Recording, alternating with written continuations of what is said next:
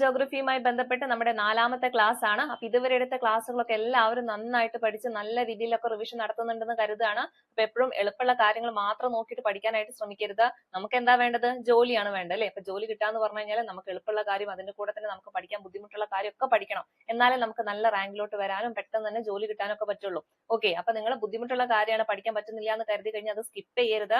ആദ്യമൊക്കെ ഒന്ന് വായിക്കുക, കുറച്ച് ബുദ്ധിമുട്ട് തോന്നും, വീണ്ടും അത് വായിക്കുക, അപ്പൊ കുറച്ചും കൂടി ആ ഒരു ബുദ്ധിമുട്ട് കുറഞ്ഞു വരും അല്ലെ? അപ്പൊ അതേ പറഞ്ഞ പോലെ തന്നെയാണ് കറക്റ്റ് ടൈമിൽ ഇങ്ങനെ റിവിഷൻ ഇങ്ങനെ കൊടുത്തു കഴിഞ്ഞാൽ എന്ത് ചെയ്യും? നമുക്ക് എത്ര ബുദ്ധിമുട്ടുള്ള കാര്യവും നമ്മുടെ പരീക്ഷ ആകുമ്പോഴേക്കും അതങ്ങ് നമ്മുടെ മനസ്സിൽ പതിഞ്ഞോളും. ഓക്കെ, അപ്പൊ കറക്റ്റ് ടൈമിൽ നിങ്ങൾ എല്ലാവരും എന്ത് ചെയ്യണം? റിവിഷന് വേണ്ടിയിട്ട് മാറ്റി വെക്കണം. 1 മണിക്കൂറോ അരമണിക്കൂറെങ്കിലും നിങ്ങൾ റിവിഷന് വേണ്ടിയിട്ട് ഡെയിലി മാറ്റി വെക്കാനായിട്ട് ശ്രമിക്കാം. അപ്പം ഇന്നത്തെ ക്ലാസ്സിൽ നമ്മൾ കേരള ജോഗ്രഫിയുമായി ബന്ധപ്പെട്ട് പഠിക്കാൻ പോകുന്നത് കേരളത്തിന്റെ കാലാവസ്ഥയെ കുറിച്ചിട്ടും അതുപോലെ തന്നെ കേരളത്തിലെ വനങ്ങളെ കുറിച്ചിട്ടും അതുമായി ബന്ധപ്പെട്ട് കേരളത്തിന്റെ വന്യജീവി സങ്കേതങ്ങളും അതുപോലെ തന്നെ നാഷണൽ പാർക്കുകൾ, ഇത്രയും കാര്യങ്ങളാണ് ഇന്നത്തെ ഒരു ക്ലാസ്സിലും പഠിച്ചെടുക്കാൻ പോകുന്നത്. വളരെ ഇമ്പോർട്ടന്റ് ആയിട്ടുള്ള ഭാഗമാണ്. ഒരു മാർക്ക് എപ്പോഴും ഈ ഒരു ഭാഗത്ത് നിന്ന് ചോദിക്കാറുണ്ട്. അപ്പൊ നമുക്ക് എന്ത് ചെയ്യാം? ഈ ഒരു ക്ലാസ്സിലൂടെ നമുക്കത് മുഴുവനായിട്ട് എന്ത് ചെയ്യാം? പഠിച്ചെടുക്കാം. ഇപ്പൊ തന്നെ ഓരോ കാര്യങ്ങൾ പറയുമ്പോൾ തന്നെ അപ്പൊ തന്നെ എന്ത് ചെയ്യാം? ഓരോ കാര്യം അത് പഠിച്ചെടുക്കാനായിട്ട് ശ്രമിക്കണം. ഓക്കെ, അത് വേറെ സമയത്തേക്ക് മാറ്റി വെക്കരുത്. ക്ലാസ് കാണുക, പഠിക്കുക, എന്നിട്ട് കിട്ടാത്ത കാര്യങ്ങളൊക്കെ എന്ത് ചെയ്യുക? ഷോർട്ട് നോട്ട് എഴുതി വെച്ചിട്ട് റിപ്പീറ്റ് ചെയ്തിട്ട് ഇങ്ങനെ റിവിഷൻ നടത്തുക. ക്ലിയർ അല്ലേ? അപ്പൊ നമുക്ക് എന്ത് ചെയ്യാം? ക്ലാസ്സിലേക്ക് കടക്കാം. ഓക്കെ, അപ്പൊ നമുക്ക് ആദ്യം പഠിക്കാനുള്ളത് കേരളത്തിന്റെ കാലാവസ്ഥയെ കുറിച്ചിട്ടാണ്. അപ്പൊ കാലാവസ്ഥയുമായി ബന്ധപ്പെട്ട് നമ്മൾ ആദ്യം അറിഞ്ഞിരിക്കേണ്ട ഒരു വാക്കാണ് മൺസൂൺ എന്ന് പറയുന്നത്. അപ്പൊ ഈ മൺസൂൺ എന്ന് പറയുന്ന വാക്ക് ശരിക്കും ഒരു മലയാളം വാക്കാണോ? അല്ലല്ലേ. ഏത് വാക്കാണ്? അതൊരു അറബി വാക്കാണ്. അപ്പൊ അത് അറബി ഭാഷയിൽ നിന്ന് ഉത്ഭവിച്ചെടുത്തിട്ടുള്ള ഒരു പദമാണ് ഏതെന്ന് പറയുന്നത്?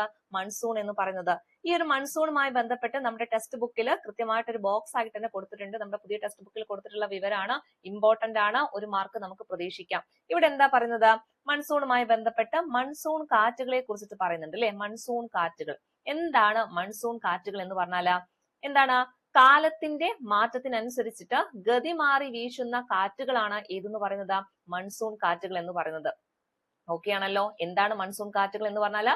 കാലത്തിന്റെ മാറ്റത്തിനനുസരിച്ചിട്ട് ഗതി മാറി വീശുന്ന കാറ്റുകളാണ് ഏത്? മൺസൂൺ കാറ്റുകൾ എന്ന് പറയുന്നത്. ഓക്കെ ആണല്ലോ? ഇനി നമ്മുടെ കേരളത്തിന്റെ കാലാവസ്ഥ നോക്കിക്കഴിഞ്ഞാൽ നമുക്കറിയാലോ, ഇവിടെ വ്യത്യസ്തമായിട്ടുള്ള കാലാവസ്ഥയാണ്. ചൂടുകാലം വരുന്നുണ്ട്, അത് കഴിഞ്ഞിട്ട് എന്ത് വരുന്നുണ്ട്? മഴക്കാലം വരുന്നുണ്ട്, പിന്നെ ശൈത്യകാലം വരുന്നുണ്ട്. ഇങ്ങനെ പോകുന്നുണ്ട് നമ്മുടെ കേരളത്തിന്റെ കാലാവസ്ഥ എന്ന് പറയുന്നത്. അതിൽ തന്നെ മഴയുമായി ബന്ധപ്പെട്ട് നമുക്ക് 2 തരത്തിലുള്ള മഴയാണ് ഇവിടെ കിട്ടുന്നത് അല്ലെ? ഏതൊക്കെയാണത്? തെക്കു പടിഞ്ഞാറൻ മൺസൂൺ കാലം, അതുപോലെ തന്നെ വടക്ക് കിഴക്കൻ മൺസൂൺ കാലം. ഏതൊക്കെയാണ് 2 തരത്തിലുള്ള ഒരു മഴക്കാലം എന്ന് പറയുന്നത്? തെക്ക് പടിഞ്ഞാറൻ മൺസൂൺ കാലം. ആ ഒരു കാലത്ത് അല്ലെങ്കിൽ ആ ഒരു മഴക്കാലത്തിനാണ് നമ്മൾ എന്ത് വിളിക്കാറ്? കാലവർഷം എന്ന് വിളിക്കാറ്. അതുപോലെ തന്നെ തുലാവർഷം എന്നറിയപ്പെടുന്നതാണ് ഏത്? വടക്ക് കിഴക്കൻ മൺസൂൺ കാലം എന്ന് പറയുന്നത്. ഓക്കെ, അതായത് നമ്മുടെ ജൂൺ മാസം മുതൽ അങ്ങോട്ട് സെപ്റ്റംബർ വരെ കിടക്കുന്ന മഴയുണ്ടല്ലോ, ജൂൺ മുതൽ സെപ്റ്റംബർ വരെ കിടക്കുന്നത്, നല്ല മഴ കിട്ടുന്ന സമയം, അതിനെയാണ് നമ്മൾ എന്തെന്ന് വിളിക്കുന്നത്? തെക്ക് പടിഞ്ഞാറൻ മൺസൂൺ കാലം എന്ന് വിളിക്കുന്നത്. ഓക്കെ ആണല്ലോ? അപ്പൊ തെക്ക് പടിഞ്ഞാറൻ മൺസൂൺ കാലം, അതിന്റെ ആ ഒരു കാലയളവ് എന്ന് പറയുന്നത് എത്രയാണ്? ജൂൺ മുതൽ സെപ്റ്റംബർ വരെയാണ്.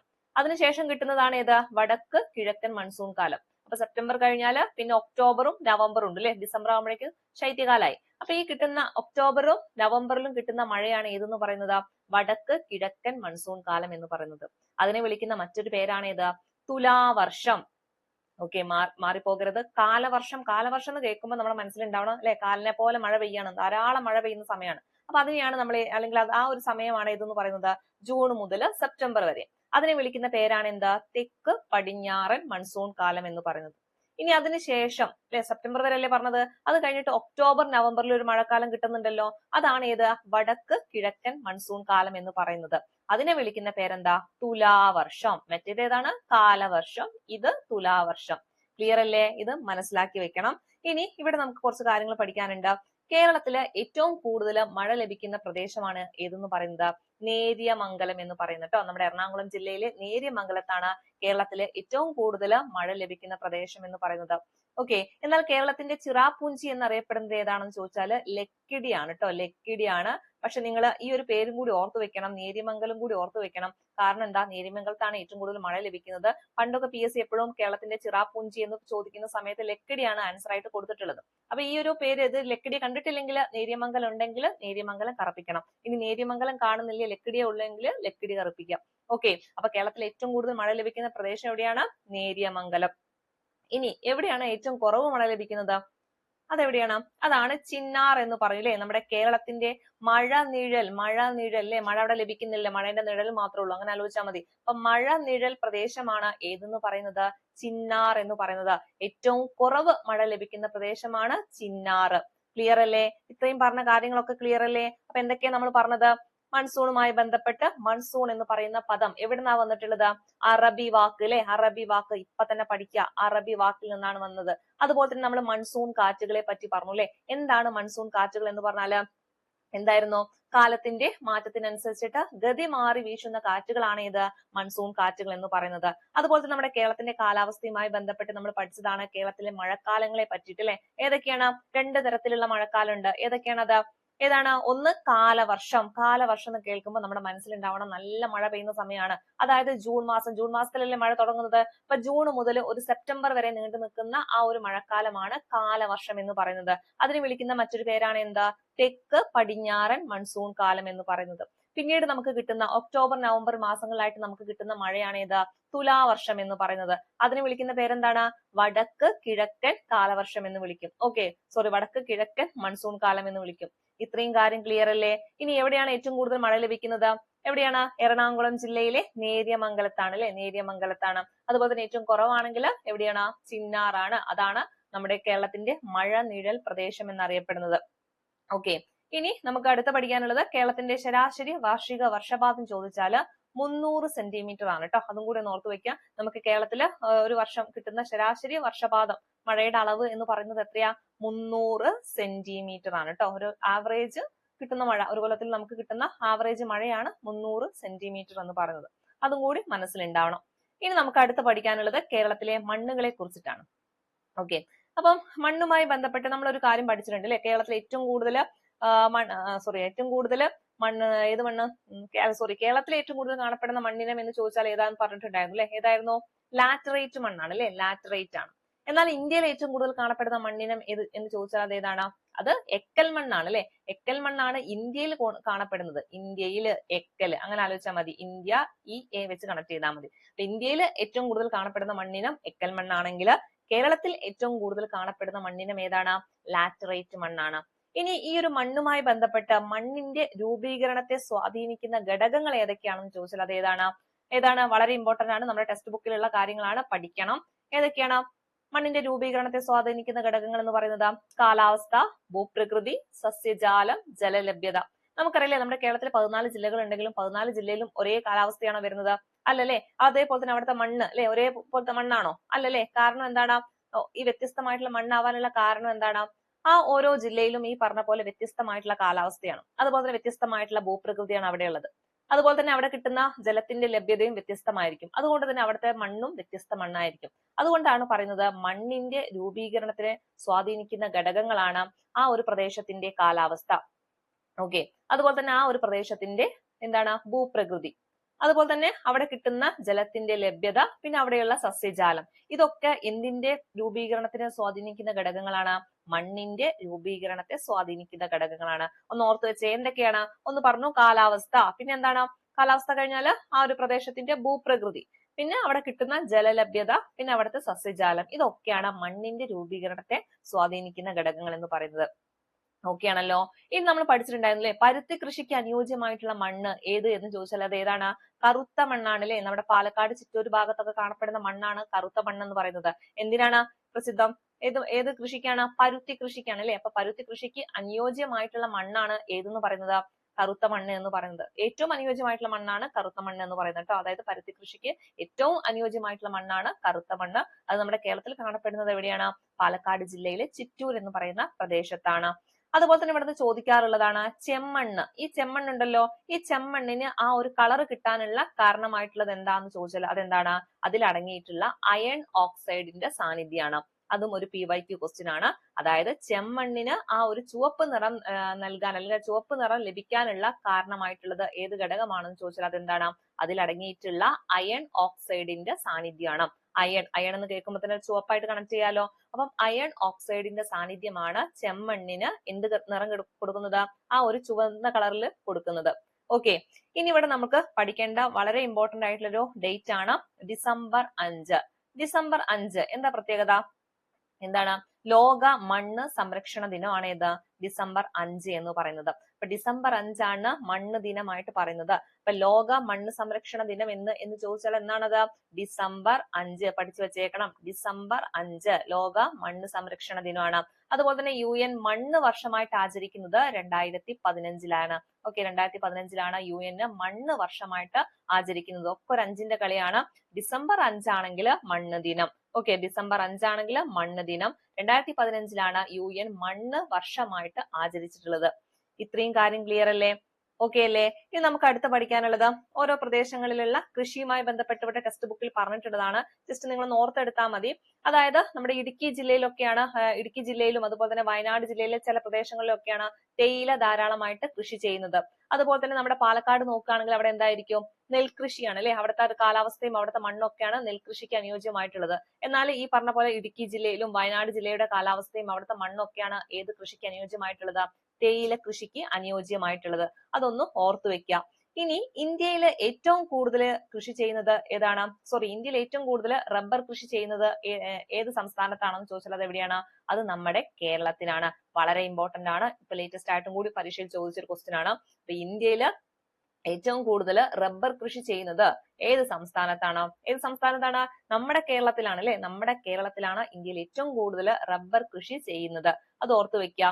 ഇനി നമ്മുടെ നെൽകൃഷി ഉണ്ടല്ലോ, ഈ നെൽകൃഷിക്ക് ഏറ്റവും അനുയോജ്യമായിട്ടുള്ള മണ്ണാണ് ഏത്? എക്കൽ മണ്ണ് എന്ന് പറയുന്നത് കേട്ടോ. അപ്പൊ എക്കൽ മണ്ണാണ് നെൽകൃഷിക്ക് ഏറ്റവും അനുയോജ്യമായിട്ടുള്ള മണ്ണ്. ഇത്രയും കാര്യങ്ങൾ എന്ത് ചെയ്യാം മണ്ണുമായി ബന്ധപ്പെട്ടൊന്ന് ഓർത്തെടുക്കുക. ഓക്കെ നമുക്ക് ഒന്നും കൂടി അത് റിവൈസ് ചെയ്യാം. അപ്പൊ മണ്ണുമായി ബന്ധപ്പെട്ട് നമ്മൾ പഠിച്ച കാര്യങ്ങൾ എന്തൊക്കെയാണ്? മണ്ണിന്റെ രൂപീകരണത്തിന് സ്വാധീനിക്കുന്ന ഘടകങ്ങളെ പറ്റി പറഞ്ഞു അല്ലെ. ഏതൊക്കെയായിരുന്നു? ഒന്ന് ഓർത്തെടുത്തേ. എന്തൊക്കെ നമ്മൾ പറഞ്ഞു? എന്തൊക്കെയാ പറഞ്ഞത്? മണ്ണിന്റെ രൂപീകരണത്തില് ആ ഒരു പ്രദേശത്തിന്റെ കാലാവസ്ഥ, അതുപോലെ തന്നെ വേറെ എന്തായിരുന്നു? അവിടുത്തെ ഭൂപ്രകൃതി, പിന്നെന്താണ് അവിടെ കിട്ടുന്ന ജലത്തിന്റെ ലഭ്യത, പിന്നെ അവിടെയുള്ള കുറച്ച് സസ്യജാലങ്ങൾ അല്ലെ. ഇതൊക്കെയാണ് മണ്ണിന്റെ രൂപീകരണത്തെ സ്വാധീനിക്കുന്ന ഘടകങ്ങൾ എന്ന് പറയുന്നത്. ഇനി കേരളത്തിൽ ഏറ്റവും കൂടുതൽ കാണപ്പെടുന്ന മണ്ണ് ഏതാണത്?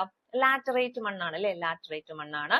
ഇന്ത്യയിൽ ഏറ്റവും കൂടുതലാണെങ്കിൽ അത് എക്കൽ മണ്ണാണ്. ഇന്ത്യ എക്കൽ മണ്ണ് പഠിക്കാലോ. ഇനി പിന്നെ നമ്മൾ എന്താ പഠിച്ചത്? പരുത്തി കൃഷി അല്ലെ. പരുത്തി കൃഷിക്ക് ഏറ്റവും അനുയോജ്യമായിട്ടുള്ള മണ്ണ് ഏതാണ്? അതേതാണ്? കറുത്ത മണ്ണാണ് അല്ലെ. കറുത്ത മണ്ണ് കേരളത്തിൽ കാണപ്പെടുന്ന പ്രദേശമാണെങ്കിൽ അത് എവിടെയാണ്? നമ്മുടെ പാലക്കാടുള്ള ചിറ്റൂർ എന്ന പ്രദേശത്താണ് കറുത്ത മണ്ണ് ധാരാളമായിട്ട് കാണപ്പെടുന്നത്. പിന്നെ നമ്മൾ പഠിച്ചത് ചെമ്മണ്ണിനെ പറ്റി പറഞ്ഞു അല്ലെ. ചെമ്മണ്ണുമായി ബന്ധപ്പെട്ട ആ ചെമ്മണ്ണിന് ആ ഒരു കളർ കൊടുക്കുന്ന ഘടകം ഏത് എന്ന് ചോദിച്ചാൽ അത് ഏതാണ്? അയൺ ഓക്സൈഡ് ആണ്. ആ അയൺ ഓക്സൈഡിന്റെ സാന്നിധ്യം കൊണ്ടാണ് ചെമ്മണ്ണിന് ആ ഒരു നിറം കിട്ടുന്നത്. ക്ലിയർ അല്ലേ? പിന്നെ നമ്മൾ പഠിച്ചത് മണ്ണുമായി ബന്ധപ്പെട്ട് മണ്ണ് ദിനം പഠിച്ചു അല്ലെ. എന്നാണ്? ഡിസംബർ 5 എന്നാൽ UN മണ്ണ് വർഷമായിട്ട് ആചരിച്ചത് എന്നാണ്? 2015 ക്ലിയർ അല്ലേ? പിന്നെ നമ്മൾ പഠിച്ചത് കുറച്ച് കൃഷിയുമായി ബന്ധപ്പെട്ട് അല്ലെ. മണ്ണ് ഏതാണ്? തേയില കൃഷി അല്ലെ. അതായത് അവിടുത്തെ മണ്ണാണ് തേയിലയ്ക്ക്. എവിടുത്തെ മണ്ണ്? നമ്മുടെ ഇടുക്കി അതുപോലെ തന്നെ വയനാട് ജില്ലയിലൊക്കെ ഉള്ള ഒരു മണ്ണാണ് തേയില കൃഷിക്ക് ഏറ്റവും അനുയോജ്യമായിട്ടുള്ളത്.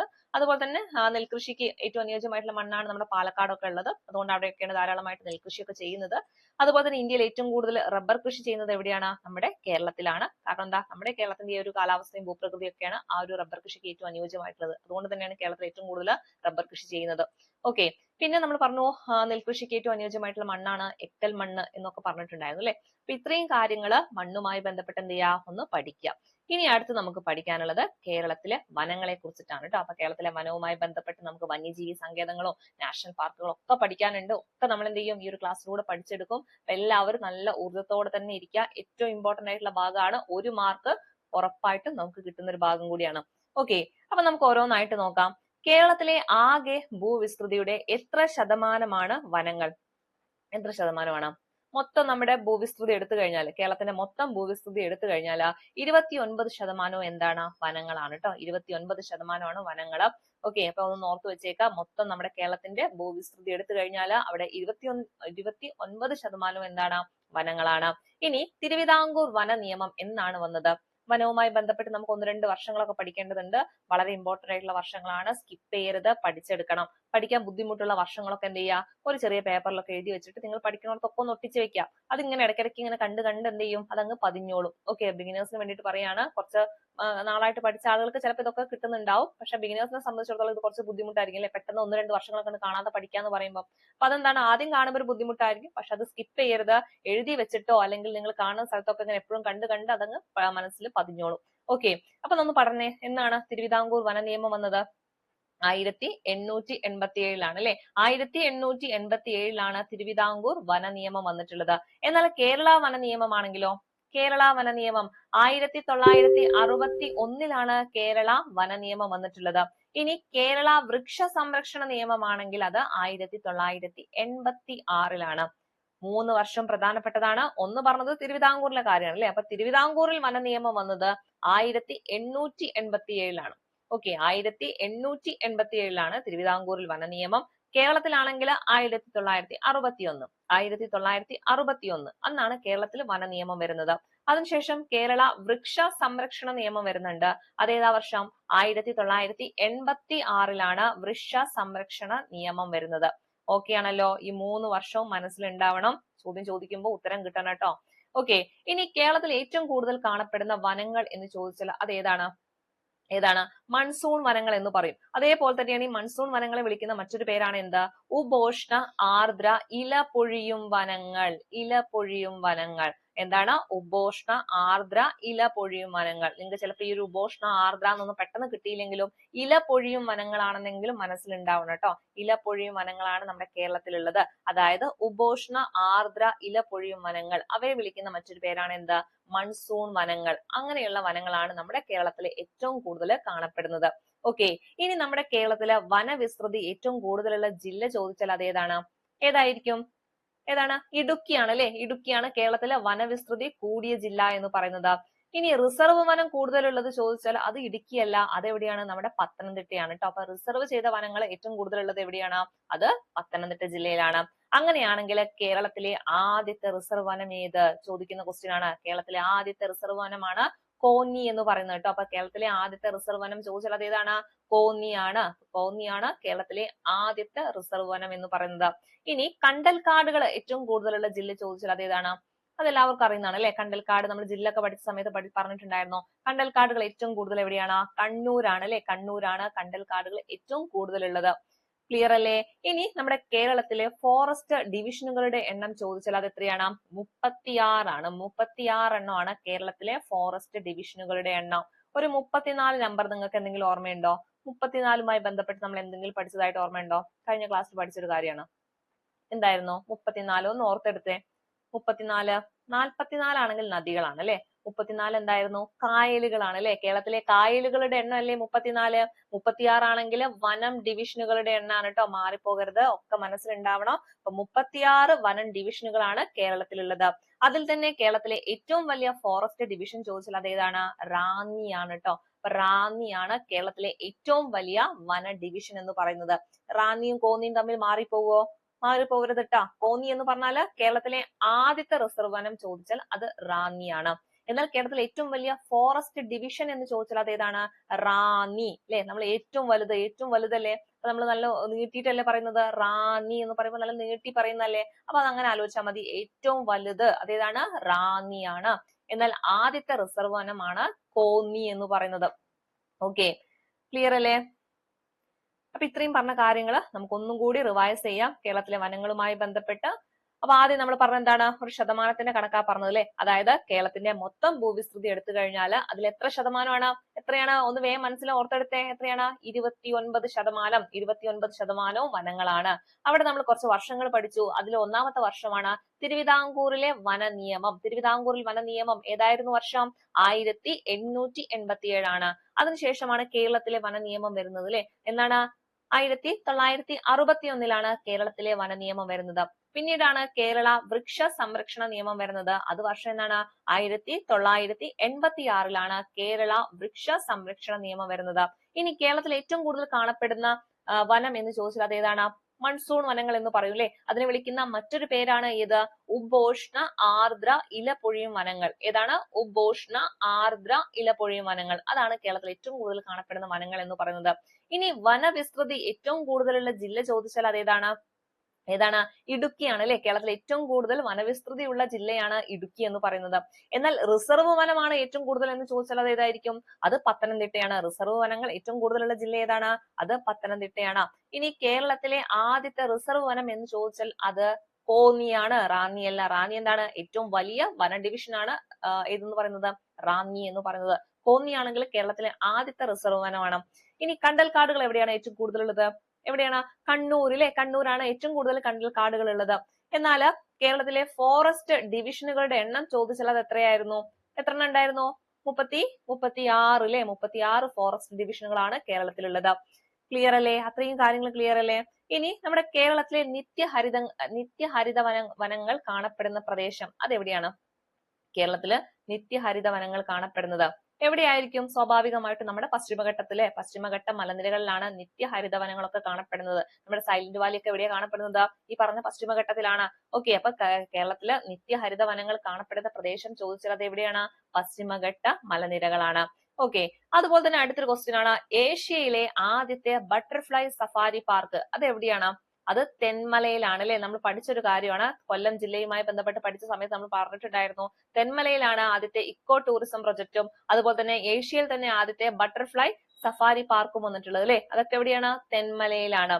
അതുപോലെ തന്നെ ഇന്ത്യയിലെ ആദ്യത്തെ ബയോളജിക്കൽ പാർക്ക് ചോദിച്ചാൽ അത് ഏതാണ്? അത് അഗസ്ത്യാർകൂടം ആണ് കേട്ടോ. ഇന്ത്യയിൽ തന്നെ ആദ്യത്തെ ബയോളജിക്കൽ പാർക്ക് ഏതാണ്? അത് അഗസ്ത്യാർകൂടം. അപ്പൊ ഏതാണ് ഇന്ത്യയിലെ ആദ്യത്തെ ബയോളജിക്കൽ പാർക്ക് ചോദിച്ചാൽ അഗസ്ത്യാർകൂടം. ഇനി കേരളത്തിലെ ചന്ദന മരങ്ങൾ കാണപ്പെടുന്നത് അത് നമ്മൾ പഠിച്ചതാണ് അല്ലെ? എവിടെയാണ്? ഇടുക്കിയിലെ മറയൂരാണ് അല്ലെ? അപ്പൊ മറയൂർ എന്ന് കേൾക്കുമ്പോൾ തന്നെ ചന്ദന മരങ്ങൾ എന്ന് മനസ്സിലുണ്ടാവണം. അപ്പൊ കേരളത്തിൽ ചന്ദന മരങ്ങൾ കാണപ്പെടുന്നത് എവിടെയാണ്? മറയൂരാണ്. നോക്കിയാണല്ലോ. അപ്പൊ നിത്യഹരിത വനങ്ങളൊക്കെ കാണപ്പെടുന്ന പ്രദേശം എവിടെയാണ്? പശ്ചിമഘട്ട മലനിരകളിലാണ്. അതുപോലെ തന്നെ ഏഷ്യയിലെ ആദ്യത്തെ ബട്ടർഫ്ലൈ സഫാരി പാർക്ക് അതെവിടെയാണ്? അത് തെന്മലയിലാണ്. ഇന്ത്യയിലെ ആദ്യത്തെ ബയോളജിക്കൽ പാർക്ക് ആണെങ്കിലോ അത് അഗസ്ത്യാർകൂടം. പിന്നെ നമ്മൾ പറഞ്ഞത് എന്താ? കേരളത്തിലെ ചന്ദന മരങ്ങളിലെ ചന്ദന മരങ്ങൾ എവിടെയാണ് കാണപ്പെടുന്നത്? മറയൂരാണ്.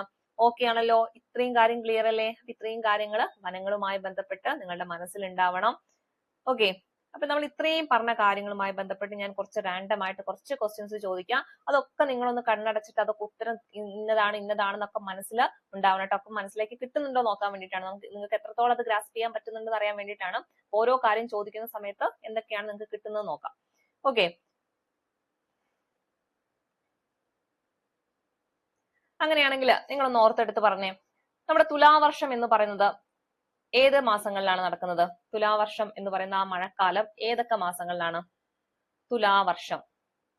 അപ്പൊ ആലോചിക്കണം, കാലവർഷം ഏറ്റവും കൂടുതൽ മഴ കിട്ടുന്നതാണ് അത് ജൂൺ മുതൽ സെപ്റ്റംബർ വരെയാണ്.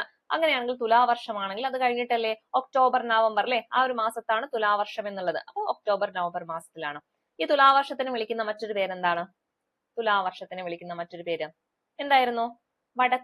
വടക്ക് കിഴക്കൻ മൺസൂൺ കാലമാണ് അല്ലെ? വടക്ക് കിഴക്കൻ മൺസൂൺ കാലമാണ് ഏത്? തുലാവർഷം എന്ന് പറയുന്നത്. ഇനി കേരളത്തിൽ ഏറ്റവും കൂടുതൽ കാണപ്പെടുന്ന മണ്ണ് എല്ലാവർക്കും അറിയില്ലേ? ലാറ്ററൈറ്റ് ആണ് കേരളത്തിൽ ഏറ്റവും കൂടുതൽ കാണപ്പെടുന്ന മണ്ണ് എന്ന് പറയുന്നത്.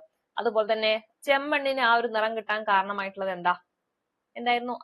അയൺ ഓക്സൈഡ് ആണ് അല്ലെ? അയൺ ഓക്സൈഡിന്റെ സാന്നിധ്യമാണ്. ഇനി മണ്ണ് വർഷം എന്നായിരുന്നു? മണ്ണ് വർഷം 2005 അല്ല, 2015 മണ്ണ് വർഷം എന്ന് പറയുന്നത്. എന്നാൽ ഡിസംബർ 5 എന്താ പ്രത്യേകത? എന്താണ്? ലോക മണ്ണ് സംരക്ഷണ ദിനമാണ് അല്ലെ? ലോക മണ്ണ് സംരക്ഷണ ദിനമാണ്. അതുപോലെ തന്നെ കേരള വൃക്ഷ സംരക്ഷണ നിയമം ഏത് വർഷമായിരുന്നു? വൃക്ഷ സംരക്ഷണ നിയമം അപ്പൊ മനസ്സിൽ വരണം. തിരുവിതാംകൂർ വന നിയമമാണെങ്കിൽ 1887, കേരള വന നിയമമാണെങ്കിൽ 1961. അങ്ങനെയാണെങ്കിൽ കേരള വൃക്ഷ സംരക്ഷണ നിയമം എന്നാണ്? 1986 അല്ലെ? 86. ഇനി കേരളത്തിലെ ഫോറസ്റ്റ് ഡിവിഷനുകളുടെ എണ്ണം എത്ര ഉണ്ട്? ഒന്ന് ഓർത്തെടുത്തേ. 36 ഫോറസ്റ്റ് ഡിവിഷനുകളാണ് ഉള്ളത് അല്ലെ? ഏറ്റവും വലിയ ഫോറസ്റ്റ് ഡിവിഷൻ ഏതാണ്? കോന്നിയാണോ റാന്നിയാണോ? വലുത് എന്ന് പറയുമ്പോൾ റാന്നി അല്ലെ? റാന്നിയാണ്. കോന്നിയാണെങ്കിൽ എന്താ? ആദ്യത്തെ റിസർവ് വനമാണ് കോന്നി എന്ന് പറയുന്നത്. ഓക്കെ, അപ്പൊ ഇത്രയും കാര്യങ്ങളൊക്കെ നിങ്ങളുടെ മനസ്സിലുണ്ടല്ലോ. ഇനി നമുക്ക് അടുത്ത ഭാഗത്തിലോട്ട് പോവാലോ. അടുത്ത ഭാഗം വന്യജീവി സംരക്ഷണവുമായി ബന്ധപ്പെട്ടാണ് നമുക്ക് പഠിക്കാനുള്ളത്. ഇവിടെയാണ് നമ്മൾ ഈ പറഞ്ഞ വന്യജീവി സംരക്ഷണ കേന്ദ്രങ്ങളും അതുപോലെ തന്നെ നാഷണൽ പാർക്കുകളെ കുറിച്ചിട്ടൊക്കെ പഠിക്കാനുള്ളത്. വെരി വെരി ഇമ്പോർട്ടന്റ് ആണ്. അപ്പൊ നന്നായിട്ട് മനസ്സിലാക്കിയിട്ടിരിക്കാം. അപ്പൊ നമുക്ക് നോക്കാം വന്യജീവി സംരക്ഷണം. ഈ വന്യജീവികളുടെ സംരക്ഷണവുമായി ബന്ധപ്പെട്ട് നമുക്ക് രണ്ട് രീതിയിലാണ് ഈ ഒരു സംരക്ഷണം കൊടുക്കുന്നത്. ഒന്ന് ഇൻസിറ്റു കൺസർവേഷൻ വരുന്നുണ്ട്, എക്സിറ്റു കൺസർവേഷൻ വരുന്നുണ്ട്. ഇതൊക്കെ നമ്മുടെ ടെക്സ്റ്റ് ബുക്കിൽ ഉള്ളതാണ് കേട്ടോ. നമ്മുടെ SCRT ടെക്സ്റ്റ് ബുക്കിൽ ഉള്ളതാണ്. ബോക്സ് ആയിട്ട് കൊടുത്തിട്ടുള്ള കാര്യങ്ങളാണ്. ഒരുപാട് ക്വസ്റ്റ്യൻസ് ഇതിനകം തന്നെ വന്നു കഴിഞ്ഞ ഭാഗം കൂടിയാണ്. അപ്പൊ ഓർത്ത് വെച്ചേ, വന്യജീവി സംരക്ഷണം രണ്ട് രീതിയിലാണ് കൊടുക്കുന്നത്. ഒന്ന് ഇൻസിറ്റു കൺസർവേഷനും രണ്ട് എക്സിറ്റു കൺസർവേഷനും ആണ്. ആ രണ്ട് വാക്കിൽ നമുക്കുള്ള ഉത്തരം ഉണ്ട് അല്ലെ. ഇൻസിറ്റു എന്ന് പറഞ്ഞാൽ എന്താ? ഇൻ ആണ് അല്ലെ. ഇൻ എന്ന് പറഞ്ഞാൽ എന്താ? അതിന്റെ ഉള്ളിലാണ്. എക്സിറ്റു എന്ന് പറഞ്ഞു കഴിഞ്ഞാൽ പുറത്താണ് അല്ലെ. എക്സ് എന്നൊക്കെ പറയുമ്പോൾ എന്താ? പുറത്താണ്. അതായത് ഇൻസിറ്റു കൺസർവേഷൻ എന്ന് പറഞ്ഞു കഴിഞ്ഞാൽ അവരുടെ ആ ഒരു വന്യജീവികളുമായി ബന്ധപ്പെട്ട് അവരുടെ ആവാസ വ്യവസ്ഥയിൽ നിന്നുകൊണ്ട് തന്നെ അതിനെ സംരക്ഷിക്കുകയാണെങ്കിൽ അത് ഇൻസിറ്റു കൺസർവേഷൻ ആയിരിക്കും. ഓക്കെ, നമ്മുടെ ഈ പറഞ്ഞ വന്യജീവി സങ്കേതങ്ങൾ ഉണ്ടല്ലോ, അതുപോലെ തന്നെ നാഷണൽ പാർക്കുകൾ, അതൊക്കെ എന്താണ്? ഈ പറഞ്ഞ ഇൻസിറ്റു കൺസർവേഷൻ ആണ്. അപ്പൊ വന്യജീവി സങ്കേതം എന്ന് പറഞ്ഞാൽ എന്താണ്? അവിടെ തന്നെയാണല്ലേ, അവരുടെ ആവാസ വ്യവസ്ഥയിൽ നിന്നുകൊണ്ട് തന്നെയാണ് ആ പറഞ്ഞ വന്യജീവികളൊക്കെ സംരക്ഷിക്കുന്നത്. അതൊക്കെ എന്താണ്? ഇൻസിറ്റു കൺസർവേഷൻ ആണ്. എന്നാൽ അവരെയൊക്കെ അവിടെ നിന്ന് ഇങ്ങോട്ടേക്ക് കൊണ്ടുവന്നിട്ട് ഒരു എന്താ പറയാ മൃഗശാല പോലെയൊക്കെ ആക്കിയിട്ട് അവിടെ സംരക്ഷിച്ചു പോരുകയാണെങ്കിൽ അതിനെ വിളിക്കുന്ന പേരാണ് എന്ത്? എക്സിറ്റു കൺസർവേഷൻ എന്ന് പറയുന്നത്. ഓക്കെ, അതായത് അവരുടെ സ്വാഭാവികമായിട്ടുള്ള ആവാസ വ്യവസ്ഥയിൽ നിന്ന് അവരെടുത്തും കൊണ്ട് വേറൊരു സ്ഥലത്ത് കൊണ്ടുപോയിട്ട് മാറ്റി പാർപ്പിക്കുക. അതാണെങ്കിൽ എന്താണ്? Ex situ conservation. അങ്ങനെ മാറ്റി പാർപ്പിച്ച് അവരെ സംരക്ഷിച്ച് കൊണ്ടുവരിക. അതാണ് എക്സിറ്റു കൺസർവേഷനിൽ വരുന്നത്. ക്ലിയർ അല്ലേ? ഇനി നമുക്ക് നോക്കാം ഏതൊക്കെയാണ് ഇൻസിറ്റു കൺസർവേഷനും എക്സിറ്റു കൺസർവേഷനും വരുന്നത് നോക്കാം. അപ്പൊ ഇൻസിറ്റു കൺസർവേഷനിൽ വരുന്നതാണ് ഏതാ? നമ്മുടെ വന്യജീവി സങ്കേതങ്ങള്, അതുപോലെ തന്നെ നാഷണൽ പാർക്കുകള്, കമ്മ്യൂണിറ്റി റിസർവുകള്, ബയോസ്ഫിയർ റിസർവുകള്, കാവുകള്, ഇക്കോളജിക്കൽ ഹോട്ട്സ്പോട്ടുകൾ. ഇതൊക്കെ എന്താണ്? ഇൻസിറ്റു കൺസർവേഷൻ ആണ് കേട്ടോ. ഏതൊക്കെയാണ്? വന്യജീവി സങ്കേതങ്ങള്, നാഷണൽ പാർക്കുകള്, കമ്മ്യൂണിറ്റി റിസർവുകള്, ബയോസ്ഫിയർ റിസർവ് അല്ലെ. ഇതൊക്കെ കേൾക്കുമ്പോൾ തന്നെ നമുക്കറിയാം ഇവിടൊക്കെ എന്താണ്? ഇവിടൊക്കെ വന്യജീവികൾ അവരുടെ ആവാസ വ്യവസ്ഥയിൽ തന്നെയാണ് സംരക്ഷിക്കുന്നത്. അപ്പൊ അതൊക്കെ എന്താണ്? ഇൻസിറ്റിലാണ് വരിക അല്ലെ. നമ്മളെ കാവുകളൊക്കെ എന്താണ് അങ്ങനെ സംരക്ഷിക്കുന്നത്? അതിന്റെ ഉള്ളിലുള്ള മൃഗങ്ങളും കാര്യങ്ങളൊക്കെ എന്താണ്? അവിടെ തന്നെയല്ലേ സംരക്ഷിച്ചു പോരുന്നത്. അതുകൊണ്ടാണ് അത് ഇൻസിറ്റു കൺസർവേഷനിൽ വരുന്നത്. അതുപോലെ തന്നെയാണ് ഇക്കോളജിക്കൽ ഹോട്ട്സ്പോട്ടുകൾ വരുന്നുണ്ട്. അതും എന്താണ്? ഒരു ഇൻസിറ്റു കൺസർവേഷൻ ആണ്. ഓക്കെ, ഇനി നമുക്ക് ഇതിലെ ഓരോ കാര്യങ്ങളും കുറച്ചും കൂടി ഡീറ്റെയിൽഡ് ആയിട്ട് എന്ത് ചെയ്യാം നോക്കാം. അപ്പൊ വന്യജീവി സങ്കേതങ്ങൾ എന്ന് പറഞ്ഞാൽ എന്താണ് ഈ ഒരു വന്യജീവി സങ്കേതം കൊണ്ട് ഉദ്ദേശിക്കുന്നത് നോക്കാം. അതായത് ആവാസ വ്യവസ്ഥയെ പരിരക്ഷിച്ചുകൊണ്ട് വന്യജീവികളുടെ വംശനാശം തടയാനായിട്ട് പ്രഖ്യാപിക്കപ്പെട്ടിട്ടുള്ള വന മേഖലകളാണ് ഏതെന്ന് പറയുന്നത്? വന്യജീവി സങ്കേതങ്ങൾ എന്ന് പറയുന്നത്. ഓക്കെ, അപ്പൊ എന്താണ് വന്യജീവി സങ്കേതങ്ങൾ എന്ന് പറയുന്നത്? ആ ഒരു ആവാസ വ്യവസ്ഥയെ പരിരക്ഷിച്ചുകൊണ്ട് വന്യജീവികളുടെ വംശനാശം തടയാനായിട്ട് പ്രഖ്യാപിച്ചിട്ടുള്ള ഒരു വനമേഖല. ഓക്കെ, അതായത് ആ ഒരു വനമേഖലയുമായി ബന്ധപ്പെട്ട് അവിടുത്തെ ആവാസ വ്യവസ്ഥയെ പരിരക്ഷിച്ചുകൊണ്ട് അവിടെയുള്ള ജീവികളുടെ വംശനാശം തടയാൻ വേണ്ടിയിട്ട് ആ ഒരു വനമേഖലയെ എന്തായിട്ട് പ്രഖ്യാപിക്കും? വന്യജീവി സംരക്ഷണ മേഖലയായിട്ട് പ്രഖ്യാപിക്കും. അതിന് എക്സാമ്പിൾ പറയുകയാണെങ്കിൽ ഏതൊക്കെ വരും? നമ്മുടെ കേരളത്തിൽ കാണുന്ന വന്യജീവി സങ്കേതങ്ങൾ അതൊക്കെ വരും അല്ലെ. അതായത് പെരിയാർ വരും, അതുപോലെ തന്നെ നെയ്യാർ വന്യജീവി സങ്കേതം, വയനാട് വന്യജീവി സങ്കേതം, പിന്നെ ചെന്തുരുണി, പറമ്പിക്കുളം, ചൂലന്നൂർ, ഇതൊക്കെ എന്താണ്? വന്യജീവി സങ്കേതങ്ങളാണ്. എന്നാൽ വന്യജീവി സങ്കേതങ്ങളിൽ നിന്ന് എന്ത് വ്യത്യാസമാണ് നമ്മുടെ നാഷണൽ പാർക്കിനുള്ളത്? വന്യജീവി സങ്കേതവും നാഷണൽ പാർക്കും എന്ന് പറയുമ്പോൾ ഒരേ സാധനമാണോ? ആണോ? അങ്ങനെ ഒരേ പേരിട്ടാൽ മതിയല്ലോ അല്ലെ. എന്താണ് അപ്പൊ വന്യജീവി സങ്കേതത്തിൽ നിന്ന് നാഷണൽ പാർക്കിന് വന്നിട്ടുള്ള വ്യത്യാസം എന്ന് പറയുന്നത്? ഇവിടെ ഈ നാഷണൽ പാർക്കിൽ എന്താ ചെയ്യുന്നത്? ഇവിടെ വന്യജീവികളെ സംരക്ഷിക്കുന്നതിന്റെ കൂടെ തന്നെ ആ ഒരു പ്രദേശത്തുള്ള എന്തെങ്കിലും ഒരു ഭൗമ സവിശേഷതകൾ ഉണ്ടെങ്കിൽ, അല്ലെങ്കിൽ അവിടെ എന്തെങ്കിലും എന്താ പറയാ ചരിത്ര സ്മാരകങ്ങൾ ഉണ്ടെങ്കിൽ അതും കൂടി സംരക്ഷിച്ചു പോരുകയാണെങ്കിൽ അത്തരം വനമേഖലയെ വിളിക്കുന്നതാണ് ഏതാ? നാഷണൽ പാർക്കുകൾ എന്ന് പറയുന്നത്. ഓക്കെ, എന്താ പറഞ്ഞത്? നാഷണൽ പാർക്കുകൾ എന്ന് പറഞ്ഞാൽ എന്താണ്? വന്യജീവി സംരക്ഷണത്തോടൊപ്പം ആ ഒരു മേഖലയിലെ ചരിത്ര സ്മാരകങ്ങള്, അല്ലെങ്കിൽ അവിടുത്തെ പ്രകൃതി വിഭവങ്ങള്, അല്ലെങ്കിൽ വേറെ എന്തെങ്കിലും ഭൗമ സവിശേഷതകളൊക്കെ ആ ഒരു പ്രദേശത്തിനുണ്ടെങ്കിൽ അതും കൂടി സംരക്ഷിച്ചു പോരാണെങ്കിൽ അത്തരം വനമേഖലയെ നമ്മൾ എന്താ വിളിക്കുക? നാഷണൽ പാർക്ക് എന്ന് വിളിക്കും. ഓക്കെ, അപ്പൊ വന്യജീവി സങ്കേതത്തിൽ ഇങ്ങനെ ഈ പറഞ്ഞ പോലെ ചരിത്ര സ്മാരകങ്ങളെയോ അല്ലെങ്കിൽ അവിടെയുള്ള ഭൗമ സവിശേഷതകളെയോ ഒന്നും സംരക്ഷിച്ചു പോരുന്നില്ല. അങ്ങനെ അതിനും കൂടി സംരക്ഷിച്ചു പോരുകയാണെങ്കിൽ അത് എന്തായി മാറും? നാഷണൽ പാർക്കായിട്ട് മാറും.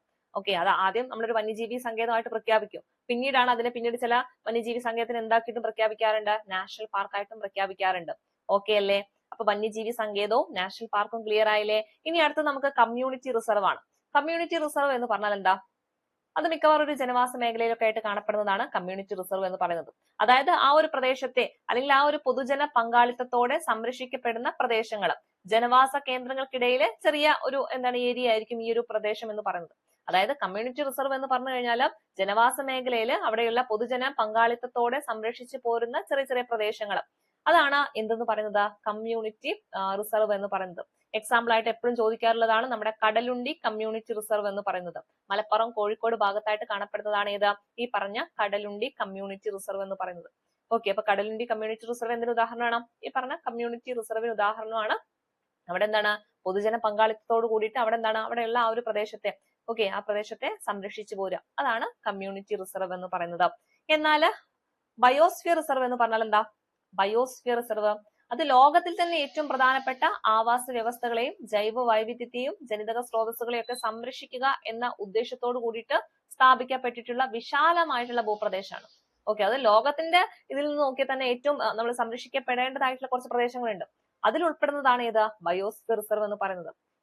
നമ്മുടെ നീലഗിരി, അഗസ്ത്യമല അതൊക്കെ ഈ പറഞ്ഞ പോലെ നമ്മുടെ കേരളത്തിന്റെ ഒക്കെ ഭാഗമായിട്ട് വരുന്നതാണ്. അപ്പൊ നീലഗിരി, അഗസ്ത്യമല ഒക്കെ എന്താണ് ബയോസ്ഫിയർ റിസർവിന് ഉദാഹരണമാണ്. ഓക്കെ, അപ്പൊ എന്താണ് ബയോസ്ഫിയർ റിസർവ് എന്ന് പറഞ്ഞാൽ ലോകത്തിലെ പ്രധാനപ്പെട്ട ആവാസ വ്യവസ്ഥകളെയും അവിടെയുള്ള ജൈവ വൈവിധ്യങ്ങളെയും ജനിതക സ്രോതസ്സുകളെയും ഒക്കെ സംരക്ഷിക്കുക എന്ന ഉദ്ദേശം വെച്ചുകൊണ്ട് സ്ഥാപിക്കപ്പെട്ടിട്ടുള്ള വിശാലമായിട്ടുള്ള ഭൂപ്രദേശമാണ് ഏത് ബയോസ്ഫിയർ റിസർവ്. ഓക്കെ, അപ്പൊ നീലഗിരിയും അഗസ്ത്യമലയും ഒക്കെ എന്തിന് ഉദാഹരണമാണെന്ന് ചോദിക്കും. എന്തിനാണ്? Biosphere reserve. അഗസ്ത്യമലയാണ് ഏറ്റവും വലിയ ബയോസ്ഫിയർ റിസർവ് ആയിട്ട് പറയുന്നത് കേട്ടോ. അതും കൂടി ഓർത്ത് വെക്കാം. ഇത്രയും കാര്യങ്ങൾ എന്ത് ചെയ്യാം മനസ്സിലുണ്ടാവണം. അഗസ്ത്യമല അതുപോലെ തന്നെ നീലഗിരി എന്നൊക്കെ പറയുന്നത് എന്തിന് ഉദാഹരണമാണെന്ന് ചോദിച്ചാൽ എന്തിനാണ് ബയോസ്ഫിയർ റിസർവിന് ഉദാഹരണമാണ്. ഓക്കെ, ഇനി അടുത്ത് നമ്മുടെ കാവുകളാണ് അല്ലെ. നമ്മുടെ പ്രദേശങ്ങളിലൊക്കെ കാണപ്പെടുന്ന കാവുകളാണ്. കാവിന്റെ ഒക്കെ ഒരു പ്രത്യേകത എന്താണ്? ഈ പറഞ്ഞ പോലെ മനുഷ്യവാസ പ്രദേശങ്ങളായിട്ട് കാണപ്പെടുന്ന ഒരു ചെറിയ വിസ്തൃതി കുറഞ്ഞിട്ടുള്ള ഒരു ജൈവ വൈവിധ്യ മേഖലയായിരിക്കും അല്ലെ. ഒരുപാട് ധാരാളം സ്പീഷീസുകളൊക്കെ കാണപ്പെടുന്ന വളരെ അപൂർവമായിട്ടുള്ള സ്പീഷീസുകളൊക്കെ കാണപ്പെടുന്ന ഒരു പ്രദേശമായിരിക്കും. അപ്പൊ ഈ പറഞ്ഞ പോലെ ജനവാസ മേഖലകൾക്കിടയിൽ കാണപ്പെടുന്ന വിസ്തൃതി കുറഞ്ഞ ജൈവ വൈവിധ്യ മേഖലയാണ് ഏത് കാവുകൾ എന്ന് പറയുന്നത്. ഓക്കെ, ഇനി അടുത്തതാണ് ഇക്കോളജിക്കൽ ഹോട്ട്സ്പോട്ട് എന്ന് പറയുന്നത്. ഈ ഇക്കോളജിക്കൽ ഹോട്ട്സ്പോട്ട് എന്ന് പറഞ്ഞാലും ഈ പറഞ്ഞ പോലെ ഒരു ബയോസ്ഫിയർ റിസർവ് പോലെ തന്നെയാണ്. അതായത് ധാരാളം സ്പീഷീസുകളുള്ള അതുപോലെ തന്നെ ആവാസ നാശ ഭീഷണി നേരിടുന്നതുമായിട്ടുള്ള ഒരുപാട് സ്പീഷീസുകളൊക്കെ ഉള്ള ഒരു ജൈവ വൈവിധ്യ മേഖലയാണ് ഏതെന്ന് പറയുന്നത് ഇക്കോളജിക്കൽ ഹോട്ട്സ്പോട്ട് എന്ന് പറയുന്നത്. ഓക്കെ, ഈ ഇക്കോളജിക്കൽ ഹോട്ട്സ്പോട്ടിൽ വരുന്നതാണ് ഏത് നമ്മുടെ പശ്ചിമഘട്ടം. ഓക്കെ, അതുപോലെ തന്നെ വടക്ക് കിഴക്കൻ ഹിമാലയം, പിന്നെ ഇന്തോ ബർമ മേഖല, ഇതൊക്കെ നമ്മുടെ ഇക്കോളജിക്കൽ ഹോട്ട്സ്പോട്ടിൽ വരുന്നതാണ്. ഏതൊക്കെയാണ്? നമ്മുടെ പശ്ചിമഘട്ടം, അതുപോലെ തന്നെ വടക്ക് കിഴക്കൻ ഹിമാലയം, ഇന്തോ ബർമ മേഖല, ഇത്രയാണ് ഇക്കോളജിക്കൽ ഹോട്ട്സ്പോട്ടിൽ വരുന്നത്. അപ്പൊ ഇതിലെ പശ്ചിമഘട്ടമാണ് നമ്മുടെ കേരളത്തിന്റെ ഒക്കെ ഭാഗമായിട്ട് വരുന്നത്. ബാക്കിയൊക്കെ ഉള്ളത് വേറെ വേറെ സ്ഥലങ്ങളാണ്. നമ്മുടെ ഇന്ത്യയുടെ മൊത്തം നോക്കിക്കഴിഞ്ഞാലാണ് ഈ 3 ഇക്കോളജിക്കൽ ഹോട്ട്സ്പോട്ട് വരുന്നത്. അതിൽ നമ്മുടെ പശ്ചിമഘട്ടമാണ് നമ്മുടെ കേരളത്തിന്റെ ഭാഗമായിട്ട് വരുന്നത് കേട്ടോ. അതും കൂടി ഓർത്ത് വെക്കണം. അപ്പൊ ഏതൊക്കെയാണ് ഇക്കോളജിക്കൽ ഹോട്ട്സ്പോട്ട് എന്ന് പറഞ്ഞാൽ പശ്ചിമഘട്ടം, വടക്ക് കിഴക്കൻ ഹിമാലയം, ഇന്തോ ബർമ മേഖല. ഓക്കെ, ഇത്രയും കാര്യം ക്ലിയർ അല്ലേ? ഇത്രയാണ് നമ്മുടെ ഇൻസിറ്റു കൺസർവേഷനിൽ വരുന്നത്. അപ്പൊ ഏതൊക്കെയാണ് ഒന്നുകൂടി പറഞ്ഞേ. ഇൻസിറ്റു കൺസർവേഷനിൽ വരുന്നത് ഇൻസിറ്റു എന്താന്ന് മനസ്സിലായല്ലോ. എന്താണ്? വന്യജീവികളെ അവരുടെ ആവാസ വ്യവസ്ഥയിൽ നിന്നുകൊണ്ട് പരിരക്ഷിച്ചു പോരുന്നതാണ് ഏത് ഇൻസിറ്റു കൺസർവേഷൻ എന്ന് പറയുന്നത്. അതിൽ ഒന്നാമത്തേതാണ് വന്യജീവി സങ്കേതം, രണ്ടാമത്തേതാണ് നാഷണൽ പാർക്ക്, പിന്നെ കമ്മ്യൂണിറ്റി റിസർവ്, പിന്നെ ഏതായിരുന്നു കമ്മ്യൂണിറ്റി റിസർവ് കഴിഞ്ഞിട്ട് ബയോസ്ഫിയർ റിസർവ് വരുന്നുണ്ട്, കാവുകൾ വരുന്നുണ്ട്, ഇക്കോളജിക്കൽ ഹോട്ട്സ്പോട്ട് വരുന്നുണ്ട്. ഇത്രയാണ് ഇൻസിറ്റു കൺസർവേഷൻ. ഇനി എക്സിറ്റു കൺസർവേഷൻ നോക്കാം. എക്സിറ്റു എന്ന് പറഞ്ഞാൽ എന്താണ്? അതായത് അവരുടെ ആ ഒരു ആവാസ വ്യവസ്ഥയിൽ നിന്ന് അവരെ പുറത്തേക്ക് എടുത്തിട്ട് വേറെ സ്ഥലത്ത് പോയിട്ട് പരിരക്ഷിക്കാം. അതായത് നമ്മുടെ ഈ പറഞ്ഞ പോലെ മൃഗശാലകളൊക്കെ വരുന്നുണ്ടല്ലോ, അതൊക്കെയാണ് എക്സിറ്റു കൺസർവേഷൻ വരുന്നത്. ഇപ്പൊ സുവോളജിക്കൽ ഗാർഡന്, അതുപോലെ തന്നെ ബൊട്ടാണിക്കൽ ഗാർഡന്, ജീൻ ബാങ്ക്. ഓക്കെ, ഇപ്പൊ സുവോളജിക്കൽ ഗാർഡന്, ബൊട്ടാണിക്കൽ ഗാർഡന്, അതുപോലെ തന്നെ ജീൻ ബാങ്കുകളൊക്കെ എന്തിന്റെ ഉദാഹരണമാണ്? എക്സിറ്റു കൺസർവേഷൻ ഉദാഹരണമാണ്. ചോദ്യം ചോദിച്ചിട്ടുണ്ട് താഴെ കൊടുത്തിരിക്കുന്നതിൽ എക്സിറ്റു കൺസർവേഷന് ഉദാഹരണം ഏത്, അല്ലെങ്കിൽ ഉദാഹരണം അല്ലാത്തത് ഏത് നമുക്ക് ചോദിക്കും. അപ്പൊ ഏതൊക്കെയാണ് എക്സിറ്റു കൺസർവേഷൻ വരുന്നത്? സുവോളജിക്കൽ ഗാർഡന്, ബൊട്ടാണിക്കൽ ഗാർഡന്, ജീൻ ബാങ്ക്. ഏതൊക്കെയാണ്? സുവോളജിക്കൽ ഗാർഡന്, ബൊട്ടാണിക്കൽ ഗാർഡന്, ജീൻ ബാങ്ക്. ഇതൊക്കെയാണ് എക്സിറ്റു കൺസർവേഷനിൽ വരുന്നത്. ഓക്കെ, ഇനി ഇതുമായി ബന്ധപ്പെട്ട് ചോദിച്ചിട്ടുള്ള കുറച്ച് 2-3 ക്വസ്റ്റ്യൻസ് ഉണ്ട്. അതായത് Palode Jawaharlal Nehru tropical botanical garden. Okay, അതെവിടെയാണ്? തിരുവനന്തപുരം ജില്ലയിലാണ് കേട്ടോ. ഏതാണ്? Jawaharlal Nehru tropical botanical garden എവിടെയാണ് വരുന്നത്? തിരുവനന്തപുരത്തെ പാലോടാണ് വരുന്നത്. അതും ഈ പറഞ്ഞ പോലെ ഒരു എക്സിറ്റു കൺസർവേഷൻ ഉദാഹരണമാണ്. ഏതാണ്? Jawaharlal Nehru tropical botanical garden എവിടെയാണെന്ന് ചോദിക്കും. അത് എവിടെയാണ്? പാലോടാണ് കേട്ടോ. പാലോട് എന്ന് പറഞ്ഞാൽ തിരുവനന്തപുരമാണ്. പാലോടാണ് ചോദിക്കാറുള്ളത്. അതുപോലെ തന്നെയാണ് മലബാർ ബൊട്ടാണിക്കൽ ഗാർഡൻ. അതെവിടെയാണ് വരുന്നത്? കോഴിക്കോടാണ് കേട്ടോ. മലബാർ വരുന്നത് കോഴിക്കോടാണ്. Rajiv Gandhi centre for biotechnology നമ്മുടെ തിരുവനന്തപുരത്താണ്. Rajiv Gandhi centre for biotechnology എവിടെയാ? തിരുവനന്തപുരമാണ്. ഇത്രയും പേര് ഓർത്ത് വെക്കണം. പാലോട് ഒരു പ്രാവശ്യം പരീക്ഷ ചോദിച്ചതാണ്. Jawaharlal Nehru tropical botanical garden എവിടെയാണ്? പാലോട്. മലബാർ ബൊട്ടാണിക്കൽ ഗാർഡൻ എവിടെയാണ്? അത് കോഴിക്കോടാണ്. Rajiv Gandhi centre for biotechnology ആണെങ്കിൽ അത് തിരുവനന്തപുരത്താണ്. ഓക്കെ, ഇനി നമുക്ക് അടുത്ത് പഠിക്കാനുള്ളത് ഈ പറഞ്ഞ ഇൻസിറ്റു എക്സിറ്റു ഒക്കെ പഠിച്ചല്ലോ. അതിൽ നമ്മൾ ഇൻസിറ്റുവിൽ പറഞ്ഞ വന്യജീവി സങ്കേതവും നാഷണൽ പാർക്കും. ഈ രണ്ട് കാര്യങ്ങളാണ് നമുക്ക് കുറച്ചും കൂടി ഡീറ്റെയിൽഡ് ആയിട്ട് പഠിക്കാനുള്ളത്. കേരളത്തിലുള്ള വന്യജീവി സങ്കേതങ്ങളെ കുറിച്ചിട്ടും അതുപോലെ തന്നെ കേരളത്തിൽ ഏതൊക്കെയാണ് നാഷണൽ പാർക്കുകൾ അതിനെ കുറിച്ചിട്ടൊക്കെയാണ് ഇനി നമുക്ക് പഠിക്കാനുള്ളത്. അതും കൂടി കഴിഞ്ഞാൽ നമ്മുടെ ക്ലാസ് കഴിയും. അപ്പൊ അതും കൂടി എന്ത് ചെയ്യുക, നല്ല ഈ ഒരു ഊർജ്ജത്തോട് കൂടി തന്നെ ഇരുന്നിട്ട് കേൾക്കാം. ഓക്കെ, അപ്പൊ നമുക്ക് വന്യജീവി സങ്കേതങ്ങൾ നോക്കാം. അങ്ങനെയാണെങ്കിൽ കേരളത്തില് എത്ര വന്യജീവി സങ്കേതങ്ങളുണ്ട്? കേരളത്തിൽ എത്ര വന്യജീവി സങ്കേതങ്ങളുണ്ട്? എത്രണ്ണാണ്? 18 എണ്ണാണ് ഉള്ളത് അല്ലെ. ഇപ്പൊ കേരളത്തിലെ 18 വന്യജീവി സങ്കേതങ്ങളാണ് ഉള്ളത്. ഓക്കെ ആണല്ലോ, 18 വന്യജീവി സങ്കേതമാണ്. അങ്ങനെയാണെങ്കിൽ ഓരോ വന്യജീവി സങ്കേതങ്ങളെ കുറിച്ചിട്ട് നമുക്ക് നോക്കാം. അതിൽ ആദ്യത്തേതാണ് ഏത്? പെരിയാർ. എല്ലാതും നമുക്ക് ഡീറ്റെയിൽ ആയിട്ട് പഠിക്കണമെന്നില്ല, ആദ്യത്തെ കുറച്ചെണ്ണം ഉണ്ട്, അതാണ് ഏറ്റവും ഇമ്പോർട്ടന്റ് ആയിട്ടുള്ളത്. അതിനെ പറ്റി പഠിക്കുമ്പോൾ നമുക്ക് കുറച്ചും കൂടി ഡീപ്പായിട്ട് നമുക്ക് പഠിക്കേണ്ടതായിട്ടുണ്ട് കേട്ടോ. അതിൽ ഒന്നാമത്തെ ആളാണ് ആര്? പെരിയാർ വന്യജീവി സങ്കേതം എന്ന് പറയുന്നത്. ഓക്കെ, അപ്പൊ ഇതിന്റെ പ്രത്യേകത എന്താണ്? കേരളത്തിലെ ഏറ്റവും വലിയ വന്യജീവി സങ്കേതമാണ് ഏതെന്ന് പറയുന്നത്? നമ്മുടെ പെരിയാർ വന്യജീവി സങ്കേതം എന്ന് പറയുന്നത് കേട്ടോ. അപ്പൊ കേരളത്തിലെ ഏറ്റവും വലിയ വന്യജീവി സങ്കേതം എന്ന് ചോദിച്ചുള്ളത് ഏതാണ്? പെരിയാർ വന്യജീവി സങ്കേതമാണ്. 1950 പെരിയാർ വന്യജീവി സങ്കേതം വരുന്നത്. ഇതിനെ വിളിച്ചിരുന്ന ആദ്യത്തെ പേരാണ് നെല്ലിക്കാംപെട്ടി വന്യജീവി സങ്കേതം, തേക്കടി വന്യജീവി സങ്കേതം. ഇത് രണ്ടും ചോദിച്ചാലും ഏതാണ്? പെരിയാർ വന്യജീവി സങ്കേതമാണ് കേട്ടോ. PYQ ക്വസ്റ്റ്യൻ ആണ്. നെല്ലിക്കാംപെട്ടി വന്യജീവി സങ്കേതം എന്ന് ചോദിച്ചാലും അതുപോലെ തന്നെ തേക്കടി വന്യജീവി സങ്കേതം എന്ന് ചോദിച്ചാലും ആരെയാണ് വിളിക്കുന്നത്? അതൊക്കെ ആരെയാണ്? പെരിയാർ വന്യജീവി സങ്കേതത്തെയാണ്. അപ്പൊ നമ്മൾ പറഞ്ഞു കേരളത്തിലെ ഏറ്റവും വലിയ വന്യജീവി സങ്കേതമാണ് ഏതെന്ന് പറയുന്നത്? പെരിയാർ വന്യജീവി സങ്കേതം എന്ന് പറയുന്നത്. ഈ ഒരു പെരിയാർ വന്യജീവി സങ്കേതം തന്നെയാണ് കേരളത്തിലെ ആദ്യത്തെ കടുവാ സംരക്ഷണ കേന്ദ്രവും എന്ന് പറയുന്നത് കേട്ടോ. 1978 ഇതിനെ ഒരു കടുവാ സംരക്ഷണ കേന്ദ്രമായിട്ട് മാറ്റിയിട്ടുള്ളത്. അപ്പൊ 1978 പെരിയാർ എന്തായിട്ട് മാറുന്നത്? ഒരു കടുവാ സംരക്ഷണ കേന്ദ്രമായിട്ട് മാറുന്നത്. ഓക്കെ ആണല്ലോ, ഈ വർഷമൊക്കെ മനസ്സിലുണ്ടാവണം. പെരിയാർ വന്യജീവി സങ്കേതം 1950 ഈ പെരിയാർ വന്യജീവി സങ്കേതത്തെ വിളിക്കുന്ന മറ്റു രണ്ട് പേരുകൾ എന്തൊക്കെയാണ്? നെല്ലിക്കാംപെട്ടി വന്യജീവി സങ്കേതം, പിന്നെ ഏതായിരുന്നു? തേക്കടി വന്യജീവി സങ്കേതം. ഓക്കെ, ഇനി പെരിയാർ വന്യജീവി സങ്കേതം പ്രൊജക്ട് എലിഫന്റിന് കീഴിലായിട്ടുള്ള വർഷമാണ് ഏത്? 1992 എന്ന് പറയുന്നത്. അപ്പൊ പെരിയാർ വന്യജീവി സങ്കേതം പ്രോജക്ട് എലിഫന്റിന് കീഴിലായിട്ടുള്ള വർഷം ചോദിച്ചാൽ അത് ഏതാണ് വർഷം? 1992 ആണ് കേട്ടോ. അതായത് ഈ പെരിയാർ വന്യജീവി സങ്കേതം ഉണ്ടല്ലോ, അത് എന്ത് ചെയ്തിട്ടുണ്ടായിരുന്നു? പ്രോജക്ട് എലിഫന്റ് എന്ന് പറയുന്ന ഒരു പ്രോജക്ട് ഉണ്ട്. അതിന്റെ ആ ഒരു പ്രോജക്ടിന്റെ കീഴിലായിട്ടുള്ള വർഷമാണ് ഏത്? 1992 എന്ന് പറയുന്നത്. ഓക്കെ, അതുപോലെ തന്നെ ലോകബാങ്ക് ബക്കർലിപ്പ് പഠന പദ്ധതിയുടെ ഭാഗമായിട്ടുള്ള വന്യജീവി സങ്കേതം ചോദിച്ചാലും അതും ഏത് തന്നെയാണ്? പെരിയാർ വന്യജീവി സങ്കേതമാണ്. അപ്പൊ ലോകബാങ്ക് ബക്കർലിപ്പ് പഠന പദ്ധതിയുടെ ഭാഗമായിട്ടുള്ള വന്യജീവി സങ്കേതം എന്ന് ചോദിച്ചാൽ അത് ഏതാണ്?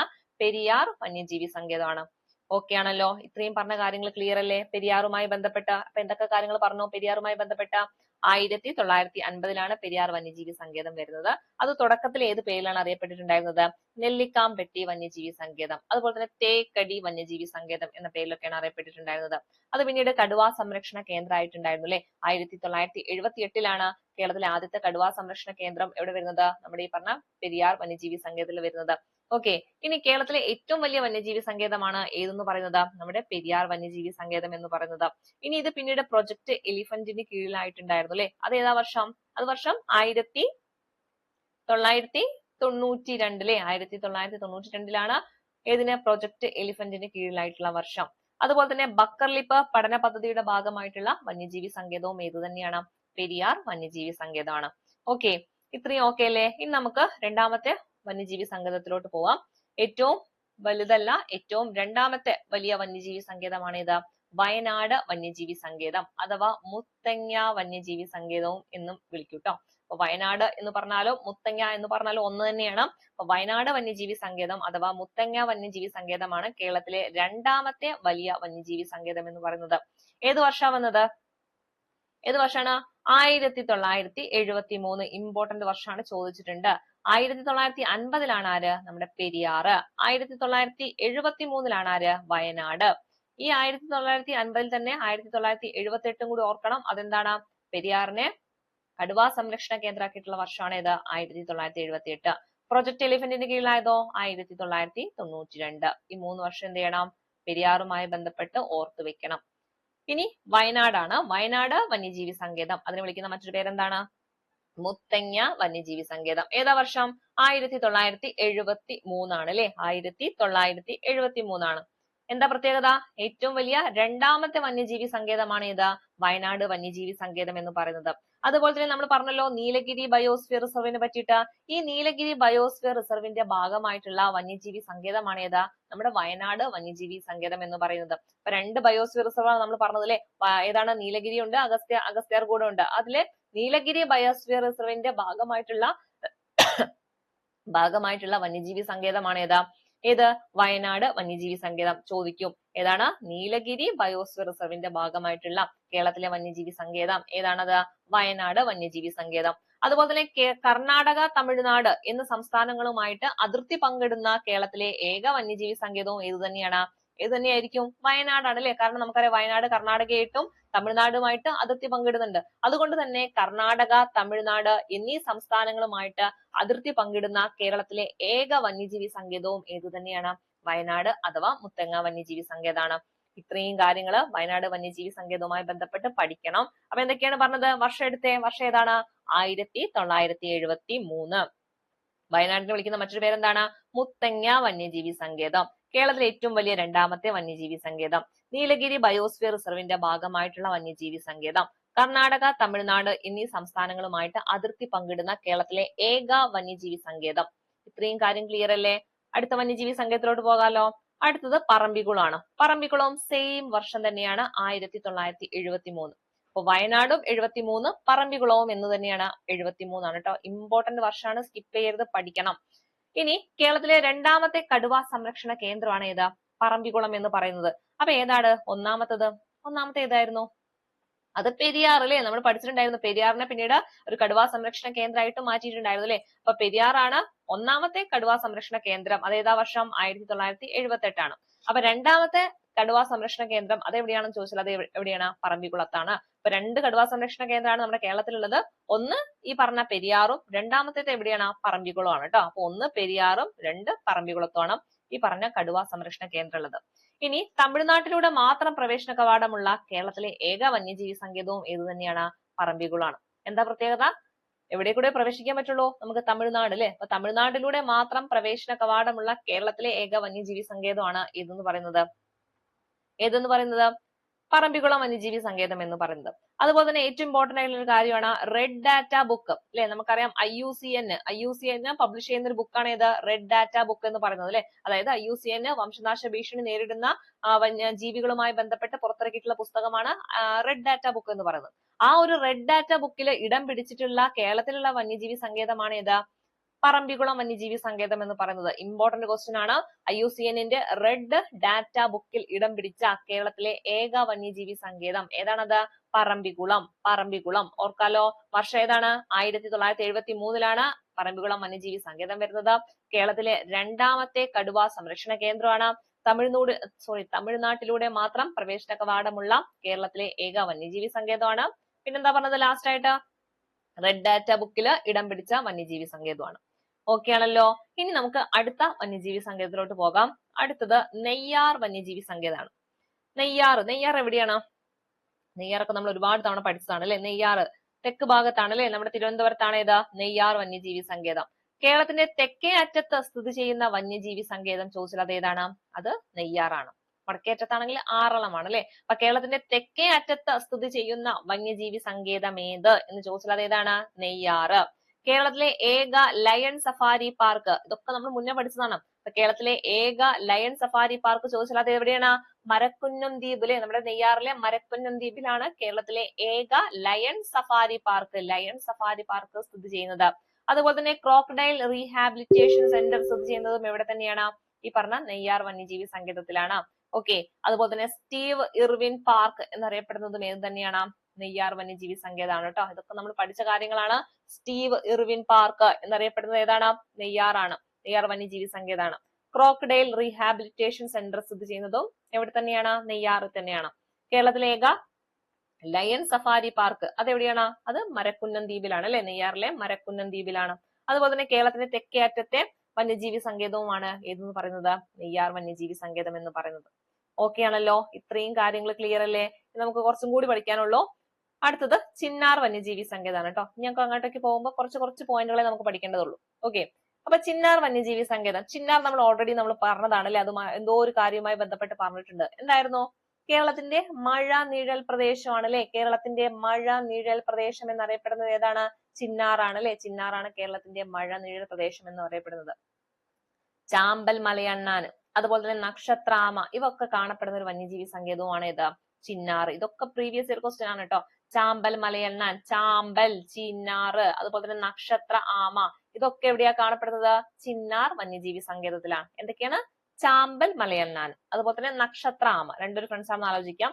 ചാമ്പൽ മലയണ്ണാനും നക്ഷത്ര ആമയും ഒക്കെ കാണപ്പെടുന്നത് എവിടെയാണ്? ചിന്നാർ വന്യജീവി സങ്കേതത്തിലാണ്.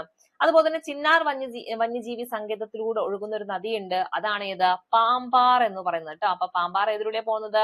ചിന്നാർ, പാമ്പാർ നമ്മൾ പഠിച്ചതാണ് അല്ലെ.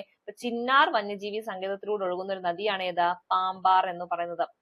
ഓക്കെ അല്ലേ? അപ്പൊ ചിന്നാർ വന്യജീവി സങ്കേതവുമായി ബന്ധപ്പെട്ട് ഇത്രയും കാര്യങ്ങൾ പഠിക്കാമല്ലോ. എന്തൊക്കെയാ പറഞ്ഞത്? കേരളത്തിന്റെ മഴനിഴൽ പ്രദേശമാണ് ചിന്നാറ്, ചാമ്പൽ മലയണ്ണാന്, നക്ഷത്രാമ, ഇവയൊക്കെ കാണപ്പെടുന്നത് എവിടെയാണ്? ചിന്നാർ വന്യജീവി സങ്കേതത്തിലാണ്. ചിന്നാർ വന്യജീവി സങ്കേതത്തിലൂടെ ഒഴുകുന്ന ഒരു നദിയാണ് ഏത്? പാമ്പാർ എന്ന് പറയുന്നത്. ഓക്കെ അല്ലേ? ഇനി അടുത്തത് നമുക്ക് പഠിക്കേണ്ടത് കുറിഞ്ഞിമലയാണ്. കുറിഞ്ഞിമല അല്ലെ, നമ്മുടെ നീലക്കുറിഞ്ഞിയൊക്കെ ഉള്ളത് ഇതാണ്, ഈ കുറിഞ്ഞിമലയിലാണ്. എന്നാണ് കുറിഞ്ഞിമലയെ വന്യജീവി സങ്കേതമായിട്ട് പ്രഖ്യാപിക്കുന്നത്? 2006 കേട്ടോ. ഇമ്പോർട്ടന്റ് ആണ്, ചോദിച്ചിട്ടുണ്ട്. 2006 കുറിഞ്ഞിമലയെ വന്യജീവി സങ്കേതമായിട്ട് പ്രഖ്യാപിക്കുന്നത്. 2006, കുറിഞ്ഞി 6 കണക്ട് ചെയ്യാലോ. 2006 കുറിഞ്ഞിമല. ഒരു പ്രത്യേക സസ്യത്തിന് വേണ്ടി മാത്രം ഇന്ത്യയിൽ നിലവിൽ വന്നിട്ടുള്ള ഒരു ഉദ്യാനമാണ് ഇത്, ഈ പറഞ്ഞ കുറിഞ്ഞിമല എന്ന് പറയുന്നത്. ഓക്കെ, അപ്പൊ അതായത് ഏത് സസ്യമാണ്? നീലക്കുറിഞ്ഞി അല്ലെ, നീലക്കുറിഞ്ഞിയാണ് ആ സസ്യം. അതായത് ഒരു പ്രത്യേക സസ്യത്തിന് വേണ്ടിയിട്ട്, പ്രത്യേക സസ്യം എന്ന് പറയുമ്പോൾ ഏതാണത്? നീലക്കുറിഞ്ഞിയാണ്. ആ ഒരു പ്രത്യേക സസ്യത്തിന് വേണ്ടിയിട്ട് മാത്രമായിട്ട് ഇന്ത്യയിൽ നിലവിൽ വന്നിട്ടുള്ള ഒരു ഉദ്യാനമാണ് ഏതാ? നീലക്കുറിഞ്ഞി എന്ന് പറയുന്നത്. ഓക്കെ, കുറിഞ്ഞിമല എന്ന് പറയുന്നത്. ഇനി പശ്ചിമഘട്ടത്തിന്റെ രാജ്ഞി എന്നറിയപ്പെടുന്ന പുഷ്പമാണ് ഏത്? ഇത് നമ്മുടെ നീലക്കുറിഞ്ഞി ട്ടോ. അപ്പൊ പശ്ചിമഘട്ടത്തിന്റെ രാജ്ഞി എന്നറിയപ്പെടുന്ന പുഷ്പം ചോദിച്ചാൽ അതേതാണ്? നീലക്കുറിഞ്ഞിയാണ്. നീലക്കുറിഞ്ഞിയുടെ ശാസ്ത്രീയ നാമം എന്താണ്? സ്ട്രോബിലാന്തസ് കുന്തിയാന. ചോദിച്ചൊരു ക്വസ്റ്റ്യൻ ആണ്. നീലക്കുറിഞ്ഞിയുടെ ശാസ്ത്രീയ നാമം എന്താണ്? സ്ട്രോബിലാന്തസ് കുന്തിയാന. പഠിക്കണം, സ്ട്രോബിലാന്തസ് കുന്തിയാന. ബിഗിനേഴ്സിന് കുറച്ചൊരു ബുദ്ധിമുട്ടുണ്ടാവും, ബാക്കിയുള്ളവർക്കൊക്കെ കേട്ട് പഠിച്ചൊരു വാക്കായിരിക്കും. അപ്പൊ സ്ട്രോബിലാന്തസ് കുന്തിയാനയാണ് നീലക്കുറിഞ്ഞിയുടെ എന്തെന്ന് പറയുന്നത്? ശാസ്ത്രീയ നാമം എന്ന് പറയുന്നത്. ഓക്കെ അല്ലേ? അപ്പൊ കുറിഞ്ഞിമലയുമായി ബന്ധപ്പെട്ട് ഇത്രയും കാര്യങ്ങൾ അറിയണം. വർഷം ഏതാണ്? 2006. ഒരു പ്രത്യേക സസ്യത്തിന് വേണ്ടി മാത്രം ഇന്ത്യയിൽ നിലവിൽ വന്ന ഉദ്യാനം, അതാണ് നീലക്കുറിഞ്ഞി അല്ലെ, കുറിഞ്ഞിമല എന്ന് പറയുന്നത്. പശ്ചിമഘട്ടത്തിന്റെ രാജ്ഞി എന്നറിയപ്പെടുന്ന സസ്യമാണ് ഏത്? പുഷ്പമാണ് ഏത്? നീലക്കുറിഞ്ഞി അല്ലെ. നീലക്കുറിഞ്ഞിയുടെ ശാസ്ത്രീയ നാമം ചോദിച്ചാൽ അതെന്താണ്? സ്ട്രോബിലാന്തസ് കുന്തിയാന. ഓക്കെ അല്ലേ? ഇനി അടുത്ത് നമുക്ക് നോക്കാനുള്ളത് ആറളം വന്യജീവി സങ്കേതം. നമുക്ക് കുറച്ചും കൂടി വന്യജീവി സങ്കേതം ഇതന്നെ ഉള്ളൂ, 3 കൂടി ഉള്ളൂ കേട്ടോ. അത് കഴിഞ്ഞിട്ട് നമുക്ക് ഒന്നും കൂടി റിവൈസ് ചെയ്യാം, അപ്പൊ ഒന്നും കൂടി സെറ്റ് ആവും. ഓക്കെ, അപ്പം ആറളം വന്യജീവി സങ്കേതമാണ് അല്ലെ. ആറളം എവിടെയാണ് വരുന്നത്? ആറളം നമ്മൾ ഓൾറെഡി പഠിച്ചതാണ്. ആറളം എവിടെയാ? കണ്ണൂരാണ് അല്ലെ. എന്താണ് പ്രത്യേകത? കേരളത്തിന്റെ ഏറ്റവും വടക്കേ അറ്റത്തെ വന്യജീവി സങ്കേതം. തെക്കേ അറ്റത്താണെങ്കിൽ നെയ്യാറ്, വടക്കേ അറ്റത്താണെങ്കിൽ ആറളം. നമ്മൾ ഓൾറെഡി പഠിച്ചതല്ലേ. അപ്പൊ കേരളത്തിന്റെ ഏറ്റവും വടക്കേ അറ്റത്തുള്ള വന്യജീവി സങ്കേതമാണ് ഏതാ? ആറളം വന്യജീവി സങ്കേതം എന്ന് പറയുന്നത്. സൈലന്റ് വാലി ആണ് കേട്ടോ. സൈലന്റ് വാലി ഓഫ് കണ്ണൂർ എന്നറിയപ്പെടുന്നു. സൈലന്റ് വാലി ഓഫ് കണ്ണൂർ എന്നറിയപ്പെടുന്ന വന്യജീവി സങ്കേതം അതേതാണ്? ആറളം. ആറളം എവിടെയാണ്? കണ്ണൂരാണ്. അപ്പൊ അങ്ങനെ ഓർത്ത് വെക്കാലോ. സൈലന്റ് വാലി ഓഫ് കണ്ണൂർ എന്നറിയപ്പെടുന്ന വന്യജീവി സങ്കേതമാണ് ഏതാ? ആറളം വന്യജീവി സങ്കേതം എന്ന് പറയുന്നത്. ഓക്കെ, അപ്പൊ കേരളത്തിന്റെ ഏറ്റവും വടക്കേറ്റത്തുള്ള വന്യജീവി സങ്കേതമാണ് സൈലന്റ് വാലി ഓഫ് കണ്ണൂർ എന്നറിയപ്പെടുന്നതും ഏത് തന്നെയാണ്? ആറളം വന്യജീവി സങ്കേതമാണ്. ഇനി അടുത്തത് ചെന്തുരുണി വന്യജീവി സങ്കേതമാണ്. ചെന്തുരുണി എവിടെയാ സ്ഥലം? ചെന്തുരുണി എവിടെയാ? കൊല്ലമാണ് അല്ലെ, കൊല്ലമാണ്. ഒരു വൃക്ഷത്തിന്റെ പേരിൽ അറിയപ്പെടുന്ന കേരളത്തിലെ ഏക വന്യജീവി സങ്കേതമാണ് ഏതാ? ചെന്തുരുണി എന്ന് പറയുന്നത് അല്ലെ. ഏതാണ് ആ വൃക്ഷം? ചെന്തുരുണി. ഈ ഒരു ചെന്തുരുണി ആ ഒരു വൃക്ഷത്തിന്റെ പേരിലാണ് ആ ഒരു വന്യജീവി സങ്കേതം അറിയപ്പെടുന്നത്. അപ്പോ ചോദിക്കുന്ന ഒരു ക്വസ്റ്റ്യൻ ആണ്, ഒരു വൃക്ഷത്തിന്റെ പേരിൽ അറിയപ്പെടുന്ന കേരളത്തിലെ ഏക വന്യജീവി സങ്കേതം ഏതാണത്? ചെന്തുരുണി വന്യജീവി സങ്കേതം. ഓക്കെ അല്ലേ? ദെൻ ലാസ്റ്റ് വൺ കരിമ്പുഴയാണ്. കരിമ്പുഴ നമുക്കറിയാം കേരളത്തിലെ 18ാമതായിട്ട് വന്നിട്ടുള്ള വന്യജീവി സങ്കേതമാണ് ഇത്. കരിമ്പുഴ വന്യജീവി സങ്കേതം എന്ന് പറയുന്നത്. എവിടെയാ സ്ഥലം? നമ്മുടെ മലപ്പുറത്താണ് കരിമ്പുഴ വന്യജീവി സങ്കേതം കേട്ടോ. ഓർത്ത് വെക്കണം, കരിമ്പുഴ വന്യജീവി സങ്കേതം എവിടെയാണ്? മലപ്പുറത്താണ്. അപ്പൊ കേരളത്തിലെ 18ാമതായിട്ട് നിലവിൽ വന്നിട്ടുള്ള വന്യജീവി സങ്കേതം കൂടിയാണ് ഏതെന്ന് പറയുന്നത്? കരിമ്പുഴ വന്യജീവി സങ്കേതം എന്ന് പറയുന്നത്. ഓക്കെ അല്ലേ? ഇത്രയും കാര്യങ്ങൾ ക്ലിയർ അല്ലേ?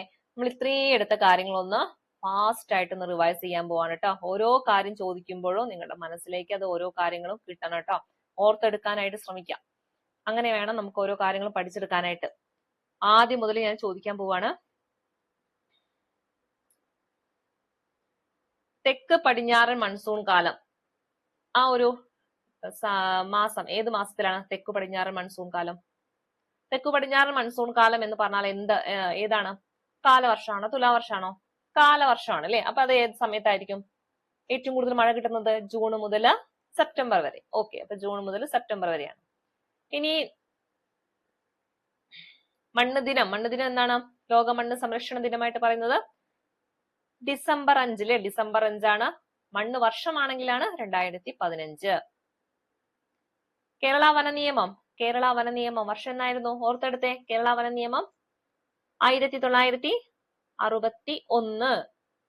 തിരുവിതാംകൂറിലാണെങ്കിൽ 1887. ഓക്കെ. കണ്ടൽക്കാട് ഏറ്റവും കൂടുതൽ കണ്ടൽക്കാട് കണ്ണൂര്. കേരളത്തിലെ ആദ്യത്തെ റിസർവ് വനം ഏതാണ്? റാന്നി, കോന്നി, ഏത് വേണം? കോന്നിയാണ് അല്ലെ. ഏറ്റവും വലുതാണ് റാന്നി അല്ലെ, തെറ്റരുത്.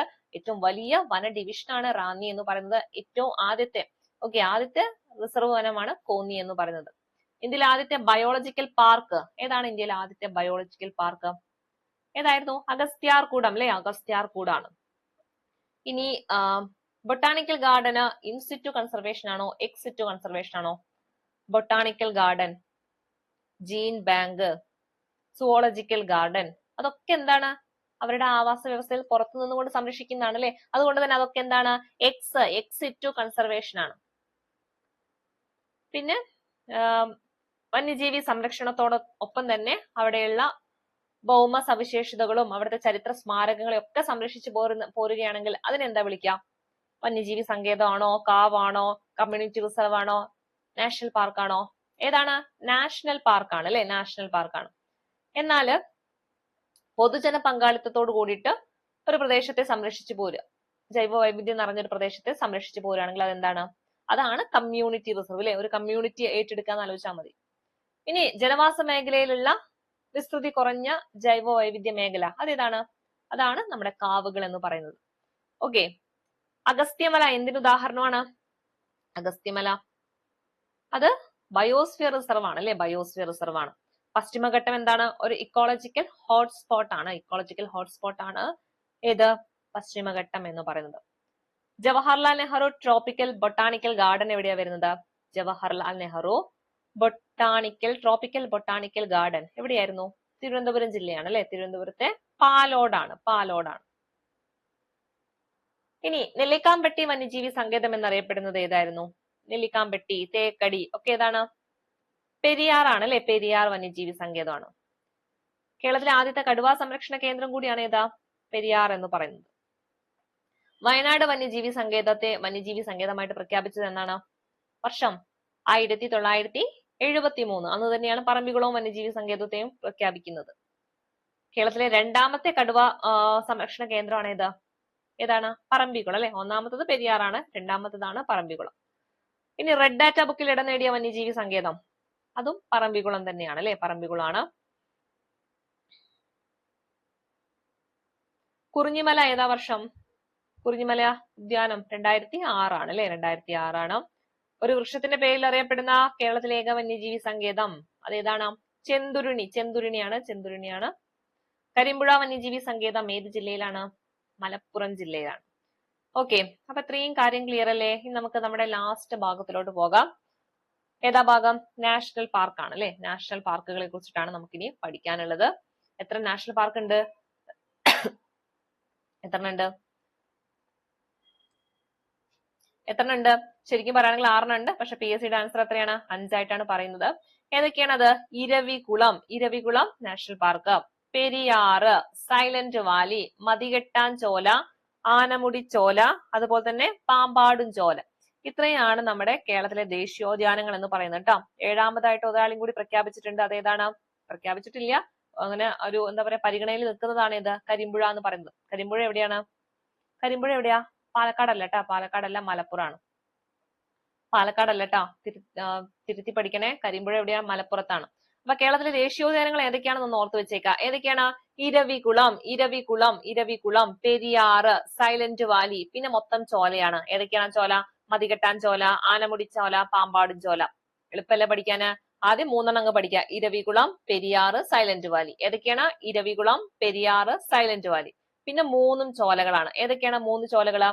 മതികെട്ടാൻ ചോല, പാമ്പാടും ചോല, പിന്നെ ഏതാണ്? ആനമുടി ചോല. ഇതിൽ ഏറ്റവും വലുത് ഏതാണ്? ഏറ്റവും വലുത് ഏതാണ്? ഏറ്റവും വലുത് ഇരവികുളാണോ? ഏറ്റവും വലുത് ഏതാണ് വരുന്നത്? ഇരവികുളാണ് അല്ലെ? ഏറ്റവും വലുത് ഇരവികുളാണ്. അപ്പൊ നമുക്ക് ഇരവികുളത്തെ കുറിച്ചിട്ട് എന്ത് ചെയ്യാം? കൂടുതലായിട്ട് പഠിക്കാം. അതിനു മുന്നേ ഈ വർഷങ്ങളും കൂടി ഒന്ന് ഓർത്ത് വെക്കട്ടോ. നമുക്ക് ഇപ്പൊ തന്നെ ഒന്ന് ഓർത്തെടുത്ത് പഠിക്കാം. ഇരവികുളം എവിടെയാ വരുന്നത്? ഇടുക്കി ജില്ലയിലാണ് കേട്ടോ. ഇടുക്കി ജില്ലയിലാണ് ഇരവികുളം. നമ്മൾ പഠിച്ചിട്ടുണ്ട് അല്ലെ? ഏറ്റവും കൂടുതൽ ദേശീയോദ്യാനങ്ങളും വന്യജീവി സങ്കേതങ്ങളും ഒക്കെ എവിടെയാ വരുന്നത്? ഇടുക്കിയിലാണ്. ഓക്കെ, അപ്പം ഇരവികുളം ആണെങ്കിലും പെരിയാർ ആണെങ്കിലും പിന്നെ നമ്മൾ പറഞ്ഞ ചോലകൾ ഉണ്ടല്ലോ, മതികെട്ടാൻ, ആനമുടി, പാമ്പാടും ചോല, ഇതൊക്കെ എവിടെയാ വരുന്നത്? ഇടുക്കിയിൽ തന്നെയാണ് കേട്ടോ. ആകെ നമ്മുടെ സൈലന്റ് വാലിയാണ് എവിടെ വരുന്നത്? പാലക്കാട് വരുന്നത്. അപ്പൊ സൈലന്റ് വാലി മാത്രമാണ് പാലക്കാട്. ബാക്കിയുള്ള ദേശീയോദ്യാനങ്ങളൊക്കെ എവിടെയാ വരുന്നത്? ഇടുക്കിയിലാണ് വരുന്നത്. പിന്നെ നമ്മുടെ കരിമ്പുഴനെ പ്രഖ്യാപിച്ചിട്ടില്ല. കരിമ്പുഴ എവിടെയാ വരുന്നത്? മലപ്പുറത്താണ് കേട്ടോ. അപ്പം ഇരവികുളം ഇടുക്കിയിലാണ്. വർഷം ഒന്ന് ഓർത്ത് വെക്കുക, 1978. ഇരവികുളം ദേശീയോദ്യാനമായിട്ട് പ്രഖ്യാപിച്ചത് ഏതാ വർഷം ചോദിച്ചത് ഏതാണ്? 1978 ഇനി പെരിയാറിനെ ദേശീയോദ്യാനമായിട്ട് പ്രഖ്യാപിച്ചത് 1982. ഓക്കെ, ഇനി സൈലന്റ് വാലി ആണെങ്കിൽ 84 ദേശീയോദ്യാനമായിട്ട് പ്രഖ്യാപിക്കുന്നത്. പിന്നെ നമ്മൾ പറഞ്ഞ ചോലയുണ്ടല്ലോ, ചോലയൊക്കെ പഠിക്കാൻ എളുപ്പമാണ്. മതികെട്ടാൻ ചോലയും ആനമുടി ചോലയും പാമ്പാടും ചോലയും ഒക്കെ ഒരേ വർഷം തന്നെയാണ്. 2003 ഈ മൂന്ന് ചോലകളെയും ദേശീയോദ്യാനമായിട്ട് പ്രഖ്യാപിക്കുന്നത്. ഓക്കെ, അപ്പൊ ഇടുക്കി ഏതാ വർഷം? ഇപ്പൊ തന്നെ പഠിക്കുക. 1978 ഇടുക്കി 1978. പെരിയാറാണെങ്കിൽ എന്താ? 8 എടുക്കുക. 1982. 1982 ഏത്? പെരിയാർ. പിന്നെ ഒരു 2 വർഷം കൂടി കഴിഞ്ഞിട്ട് 1984 സൈലന്റ് വാലി. പിന്നെ ബാക്കിയുള്ള ചോലകളൊക്കെ മൂന്ന് ചോലയും 2003 പഠിക്കാലോ. പഠിച്ചെടുത്തില്ലേ? ഏതൊക്കെയാണ്? അപ്പൊ ഏതൊക്കെയാ വരുന്നത്? കേരളത്തിലെ ദേശീയോദ്യാനങ്ങൾ എന്ന് പറയുന്നത് ഇരവികുളം ഓർത്തെടുക്കുക. വർഷം ചോദിച്ചാൽ 1978. ജില്ല ചോദിച്ചാല് ഇടുക്കി. പെരിയാർ ആണെങ്കിൽ ഇടുക്കി 1982. Silent Valley Palakkad 1984. മതികെട്ടാൻ ചോല, പാമ്പാടും ചോല, ആനമുടി ചോല ഒക്കെ ഇടുക്കിയാണ് 2003. ഓക്കെ അല്ലേ? ഇനി നമുക്ക് ഓരോന്നായിട്ട് പഠിക്കാം. ആദ്യം ഇരവികുളാണ്. ഇവിടെ നമുക്ക് ആദ്യത്തെ ഒന്ന് രണ്ടെണ്ണമൊക്കെ കുറച്ചും കൂടി ഡീറ്റെയിൽ ആയിട്ട് പഠിക്കാനുള്ളൂ. ബാക്കിയുള്ളതൊക്കെ എന്താണ്? വളരെ ഇമ്പോർട്ടന്റ് അല്ല എന്നല്ല, അധികം ഒന്നും നമുക്ക് ഡീറ്റെയിൽ ആയിട്ട് പഠിക്കേണ്ടതില്ല കേട്ടോ. ആദ്യത്തെ കുറച്ചെണ്ണം നമുക്ക് കുറച്ച് കൂടുതലായിട്ട് പഠിക്കാനുണ്ടാവും. അപ്പം ഇരവികുളത്തിന്റെ പ്രത്യേകത എന്താണ്? കേരളത്തിലെ ഏറ്റവും വലിയ ദേശീയോദ്യാനമാണ് ഏത്? ഇരവികുളം ദേശീയോദ്യാനം എന്ന് പറയുന്നത്. അതേപോലെ തന്നെയാണ് കേരളത്തിലെ ആദ്യത്തെ ദേശീയോദ്യാനവും ഏത് തന്നെയാണ്? ഇരവികുളം തന്നെയാണ് കേട്ടോ. അപ്പൊ കേരളത്തിലെ ആദ്യ ദേശീയോദ്യാനം, കേരളത്തിലെ ഏറ്റവും വലിയ ദേശീയോദ്യാനം, ഇത് രണ്ടും ഏതാണ്? ഇരവികുളം ദേശീയോദ്യാനമാണ്. ഇനി ഇരവികുളം എവിടെയാണ് സ്ഥിതി ചെയ്യുന്നത്? നമ്മുടെ ദേവികുളം താലൂക്കിലാണ് കേട്ടോ. അപ്പൊ ഇരവികുളം ഏത് താലൂക്കിലാണ്? ദേവികുളം ഓർത്തെടുക്കാലോ. ഇരവികുളം ഏത് താലൂക്കിലാണ് സ്ഥിതി ചെയ്യുന്നത്? ദേവികുളം താലൂക്കിലാണ്. ഇനി ഇരവികുളം ദേശീയോദ്യാനത്തില് സംരക്ഷിക്കപ്പെടുന്ന മൃഗമാണ് ഏത്? വരയാട് എന്ന് പറയുന്നത്. ഇമ്പോർട്ടന്റ് ആണ്. ചോദ്യം ഒരു ഉറപ്പായിട്ട് ചോദിക്കുന്ന ഒരു ക്വസ്റ്റ്യൻ ആണ്. എന്താണ്? അപ്പൊ വരയാട് എവിടത്തെ സംരക്ഷിത മൃഗമാണ്? ഇരവികുളം വരയാട്. അങ്ങനെ ഓർത്ത് വെക്കണം കേട്ടോ. വരയാട് അങ്ങനെ ഓർത്ത് വെക്കണം. കാരണം നമ്മുടെ ഒരാളും കൂടി ഉണ്ടല്ലോ, സൈലന്റ് വാലിയിൽ സംരക്ഷിക്കുന്നത് ഏതാണ്? സിംഹവാലൻ കുരങ്ങ് അല്ലെ? അപ്പൊ അതും ഇതും തമ്മിൽ അങ്ങോട്ടും ഇങ്ങോട്ടും മാറും. അപ്പൊ അത് സൈലന്റ് വാലി, സിംഹവാലൻ അങ്ങനെ കണക്ട് ചെയ്യുക. സാ വെച്ച് കണക്ട് ചെയ്യുക. ഇത് ഇരവികുളം വരയാട് കേട്ടോ. വരയാട് അങ്ങനെ ഓർത്ത് വെച്ചാൽ മതി. അപ്പം ഇരവികുളം ദേശീയോദ്യാനത്തിൽ സംരക്ഷിക്കപ്പെടുന്ന മൃഗമാണ് ഏത്? വരയാട് എന്ന് പറയുന്നത്. ഈ വരയാടിന്റെ ശാസ്ത്രീയ നാമം എന്താ? നീലഗിരി ട്രാഗസ് ഹൈലോക്രിയസ് ട്ടാ. പഠിക്കാൻ പറ്റുന്നവരൊന്ന് പഠിച്ചെടുക്കാം. Nilgiri tragus hylocrius. എന്താണ്? Nilgiri tragus hylocrius. മുഴുവനും കിട്ടിയില്ലെങ്കിലും ഏതെങ്കിലും ഒരു വാക്കെങ്കിലും ഓർത്ത് വെക്കട്ടാ. ഹൈലോക്രിയസ് എന്നോ ട്രാഗസ് എന്നോ അങ്ങനെ എന്തെങ്കിലും ഒന്ന് കണക്ട് ചെയ്ത് വെച്ചിട്ട് ഓർത്ത് വെക്കാം. അപ്പൊ നമ്മുടെ വരയാടിന്റെ ശാസ്ത്രീയ നാമം എന്താണ്? നീലഗിരി ട്രാഗസ് ഹൈലോക്രിയാസ്. ഓർക്കാലോ. ഓക്കെ, ഇനി നമ്മുടെ ഇരവികുളം ദേശീയോദ്യാനത്തെ വന്യജീവി സങ്കേതമായിട്ട് പ്രഖ്യാപിച്ച വർഷമായിരുന്നു ഏത്? 1975. ഓക്കെ, അപ്പൊ ഈ ഇരവികുളം ആദ്യം എന്തായിരുന്നു? ഒരു വന്യജീവി സങ്കേതമാണ്. പിന്നീടാണ് അവിടെ അതിന് എന്തായിട്ട് പ്രഖ്യാപിക്കുന്നത്? നാഷണൽ പാർക്കായിട്ട് അല്ലെ, അഥവാ ദേശീയോദ്യാനമായിട്ട് പ്രഖ്യാപിക്കുന്നത്. 1975 അതെന്തായിരുന്നു? വന്യജീവി സങ്കേതമായിട്ട് പ്രഖ്യാപിച്ചു. പിന്നീട് 1978 അതിനെ എന്തായിട്ട് പ്രഖ്യാപിക്കുന്നത്? ദേശീയോദ്യാനമായിട്ട് പ്രഖ്യാപിക്കുന്നത്. ഓക്കെ, ഇനി നമ്മുടെ ഇരവികുളം ദേശീയോദ്യാനത്തിന്റെ തെക്ക് ഭാഗത്തായിട്ട് കാണപ്പെടുന്ന കൊടുമുടിയാണ് ഏതെന്ന് പറയുന്നത്? നമ്മുടെ ആനമുടി. പശ്ചിമഘട്ടത്തിലെ ഏറ്റവും ഉയരം കൂടിയതും തെക്കേ ഇന്ത്യയിലെ ഏറ്റവും ഉയരം കൂടിയതും കേരളത്തിലെ ഏറ്റവും ഉയരം കൂടിയതുമായിട്ടുള്ള കൊടുമുടിയായിട്ടുള്ള ആനമുടി. എത്രയായിരുന്നു അതിന്റെ ഉയരം? 2695 മീറ്റർ ആണ്. 2695 മീറ്റർ. അപ്പൊ ഈ ആനമുടി എന്ന് പറയുന്നത് നമ്മുടെ ഇരവികുളം ദേശീയോദ്യാനത്തിന്റെ തെക്ക് ഭാഗത്തായിട്ട് സ്ഥിതി ചെയ്യുന്ന കൊടുമുടിയാണ്. അതും കൂടി എന്ത് ചെയ്യാം, മനസ്സിലൊന്ന് ഓർത്തെടുക്കാം. ഓക്കെ, ഇനി അപ്പൊ ഈ പറഞ്ഞ ഇത്രയും കാര്യങ്ങളാണ് നമുക്ക് ഇരവികുളത്തെ കുറിച്ചിട്ട് പഠിക്കാനുള്ളത്. ഇത്രയും കാര്യങ്ങളൊക്കെ മനസ്സിലുണ്ടാവണം. എന്തൊക്കെയാ നമ്മൾ പറഞ്ഞത്? ഇരവികുളം അല്ലെ, എന്താ പ്രത്യേകത? കേരളത്തിലെ ഏറ്റവും വലിയ ദേശീയോദ്യാനം, അതുപോലെ തന്നെ കേരളത്തിലെ ആദ്യ ദേശീയോദ്യാനം. ഇത് രണ്ടും ഏത് തന്നെയാണ്? ഇരവികുളം തന്നെയാണ്. ഇനി ഇരവികുളത്തെ വന്യജീവി സങ്കേതമായിട്ട് പ്രഖ്യാപിച്ചത് 1975. അതിനെ പിന്നീട് ദേശീയോദ്യാനമായിട്ട് പ്രഖ്യാപിച്ചത് 1978. ഇനി ഏത് താലൂക്കിലാണ് ഇരവികുളം? ഏത് താലൂക്കായിരുന്നു? ദേവികുളം അല്ലെ, ദേവികുളം താലൂക്കിലാണ്. അതുപോലെ തന്നെ ഇവിടെ സംരക്ഷിക്കപ്പെടുന്ന ഒരു മൃഗം ഉണ്ടല്ലോ, അതേതാണ്? വരയാടാണ് അല്ലെ, വരയാടാണ്.